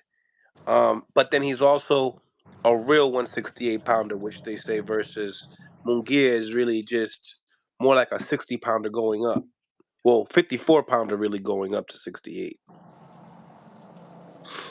Um, you said who do I see winning that fight? Who do you see winning that fight? Yeah, I mean that's tough. Even me being Puerto Rican and me wanting to side with Edgar, that's a tough fight. See, my thing is this. I want to see if of course Edgar. I think if he tighten up. See, this is the thing. Styles make fights now. Right now, I wouldn't put Edgar in with your, with the Andres or the Benavidez or the. But him and Munguia to me is a great. When I say that's a perfect matchup because we don't know if Munguia is overhyped right now because all of his wins came down in Mexico. Good fighter, tough fighter, but they styles match up perfect. So when we talking about what's good for the fans and for the casual fans, we got to fight to see are both of these fighters who people say there are. Because guess what? Some people say Edgar is hype. Some people say Munguia is hype. Mexico versus Puerto Rico is one of the biggest rivalries in the boxing history. Let's put them together now. Let's give Edgar a shot. And let's put it together for the end of the year. I think that's one of the best fights in action as well. Like everybody say, oh, Munguia is overrated. Edgar is overrated. Let's see. Let's put them together and let them mix it up. Yeah, you're definitely right about that. You got two overhyped guys going against each other. We just got to figure out who wants to become victorious at the end of People the in the night. chat saying that. They saying, oh, he overhyped and he overhyped. Let's see. That don't see this the thing. It don't mean that you overhyped because you didn't reach your full potential yet. Everybody not gonna bloom in their early 20s or even their mid 20s. Some guys gonna be better in their late 20s or early 30s. Crawford Yeah, ain't getting his just due to now. He 36 now. He just now getting his credit. I've been knew he was pound for pound for the last 4 or 5 years. That's just how stuff worked. But by that, I think that it's I think Edgar got the punching power to get the job done. And I ain't just being biased because that's my guy, but but does he that's a have the 50. discipline, Mickey? Does he? Does Now, he have the I'm gonna defensive say this because discipline? Edgar is my boy. That's one of the guys that if I'm in the camp, fuck all the. Now he a good kid and he is disciplined, but I think it can be more there. But he's disciplined with his life. But to me, he got this. It's this. As long as he know he got the right team around him and he got this together, he can be a lot better than what he's showing. Like he got a whole lot of talent. But sometimes, he's still a young guy. So with that, this is gonna be the thing with him. And when he get this together, it's gonna be he can be another superstar in the game that's great for the sport. It seems to me if Eddie can put that fight together, It right, need to be put together. he might I'm get telling that Eddie Canelo this shot. right now. Eddie need to put that together. Like him versus Munguia is a perfect fight. Great for the fans. Mexico versus Puerto Rico. I think that should be done in November, December. But it's a 50-50 fight. I love the fight, you know. Me just speaking from the outside looking in. You know, that's a great fight to make right there. Yeah, you're definitely right about that. And they have common interest when it comes to the opponent. Derek Achemko had a big outing with Munguia. A lot of people thought that he won. But in the same token, that's Edgar Belanga's sparring partner, in New Yeah, York. yeah. I love it. I So love that match. It's Mexico versus Puerto Rico. Like it's, they both, but New York as well. So Edgar is from the East Coast. He from one of New York's, New York's number one biggest seller right now in boxing. So they need to make that happen. Like that's a big fight. That can be like at the Madison Square Garden or even in Vegas they would sell. Like you got options on that one, but I think that's a fight that Eddie should probably make. I would make that at the end of the year, to be honest with you. yeah, now yeah, absolutely. I definitely agree with you 100%. Now tell me, you know, Mick, like if you right now when it comes down to you per se, where could people find you if they wanted like boxing training? You know what I'm saying? Maybe do you take guys or females just to get in shape, or is it just strictly boxing? Well, I could do it for like the next 60 days because I ain't really got nothing going on. It's just that you gotta have the bread because I ain't training just for the money because I'm cool. So it gotta I gotta be paid my worth. But you can find me on Mickey Bey Eternal on Instagram, Mickey Bey one at yahoo.com, and I got a Mickey Bey fan page on Facebook. Either one of those. No Twitter, no Twitter. Yeah, Mickey Bey on Twitter as well. Or Eternal Bay. It's Eternal Bay on Twitter, yo. okay, I gotta follow you. I gotta follow you on that. And then like if you had like some words of wisdom to talk to, just the fighters and fans alone when it comes down to perhaps just being a student of the game as a fan, but also being a student of the game as possibly a prospect or contender, how to look at this boxing avenue the correct way, because sometimes when you're a fighter, you're kind of outspoken a little bit, and it kind of messes up your chances with the people you're working with. And then Right. also at the same time, as a fan, you could be very so outspoken and negative to certain fighters, like if they don't have any feelings, but not necessarily understand the game or the business of boxing, or styles make fights. So if you had to give words of wisdom to both fans and upcoming fighters, whether they're amateur, prospect, or contender stage, what would you tell them? Um, I would say when you go into something, especially at a certain point, just be ready to stick with whatever image you putting out there. Look at the long term of it.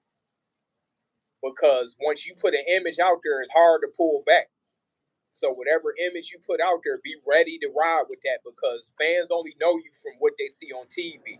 You might be the best person in the world, but if you say or do the wrong thing, what's that saying that go? Like you can do a million good things, but one bad thing erase all them a million good things if you on TV.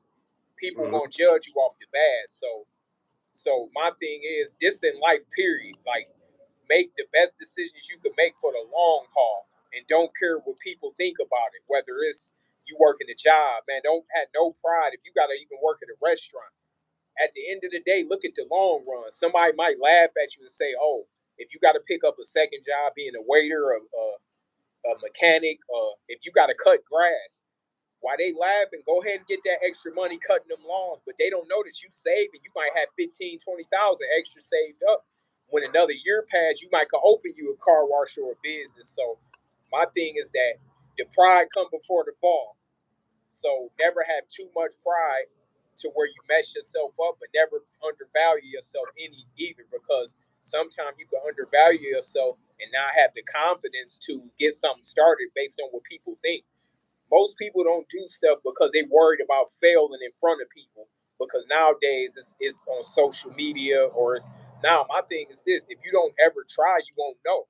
So my thing is, you better off failing than not trying and then letting some years go by. Just imagine what you could have done the 3 years that you waited. Imagine what you could have done if you would have started 3 years ago. Imagine what kind of money you could have saved up. So my thing is just make wise choices for the long run. That's the best thing that I can say is, don't have too much pride to do something, that you got to do what you got to do out here. I know a lot of people a lot of times, they don't want to work this job. It might be an auto zone down the street from your 7-Eleven. Man, get the work done. Get you 2 or 3 jobs. To me, a man shouldn't be working one job unless they happy. Like, to me, you should at least have a part-time job or a side hustle that's bringing you in some money. Like, you can't have too much pride, but at the same time, don't be scared to get something started and don't underestimate yourself. Man, that's great. That was a great words of wisdom right there. A couple people in the chats were really saluting you for that. Mickey, I've been really appreciated for your time, man. We rocked out here for 2 hours. Every time we throw a segment, it's always fire. Oh Um, yeah, hey, we got the hey, we do it's hey for sure. If they want it, we gonna give it to them. Absolutely, man. A lot of Definitely. people say that Tim Bradley, even guys like the Greg Hackett in Philadelphia. Some I should be commentating on TV. That was what I was supposed to do years ago. I was supposed to be, so hopefully you see me on Showtime or Fox or the Zone. Any of those. Hopefully you see me commentating in the near future. I would definitely love that to see that for you, because Yep. you break things down to the T, and people could understand it, and that's very Right. important. And that's the So key. I'm actually blessed to have you on my platform, to be able to share this for all the fans, and you know how we get it done over here. Oh, for sure. Yeah, yeah, definitely. Yeah, thanks for having me, man. I'll write with you later on You already know, my for brother. the Much next love, one. All right. much love, my brother. God bless. Yep. Make sure you guys smash the like button if you like this segment right here. It's the one and only Mickey Bey, my guy. Has so much skin in the game as a former champion to now training champions. You would see him in the J Prince gym working with Shakur Stevenson, and then he started working with Devin Haney. He's been in the Mayweather camp, and a lot of people show a lot of love and light to some of the things that he says. So hopefully you guys enjoyed this interview. Make sure you guys smash the like button. Let's get these likes up to 100. I appreciate everybody in the comments showing some love. Anybody that threw donations, I'm definitely appreciated. You already know it's Mill City Boxing, home of the high level pro boxing media, the fighters and trainers channel. You already know. Um, We'll be back probably later on, maybe later on tonight or maybe tomorrow, um, with some more guests. So salute to everybody. Uh, God bless. Enjoy the rest of you guys' day. I ain't gonna hold you. I'm a little hungry and I gotta go for a run. So much love to everybody on the chat. God bless, and on to the next.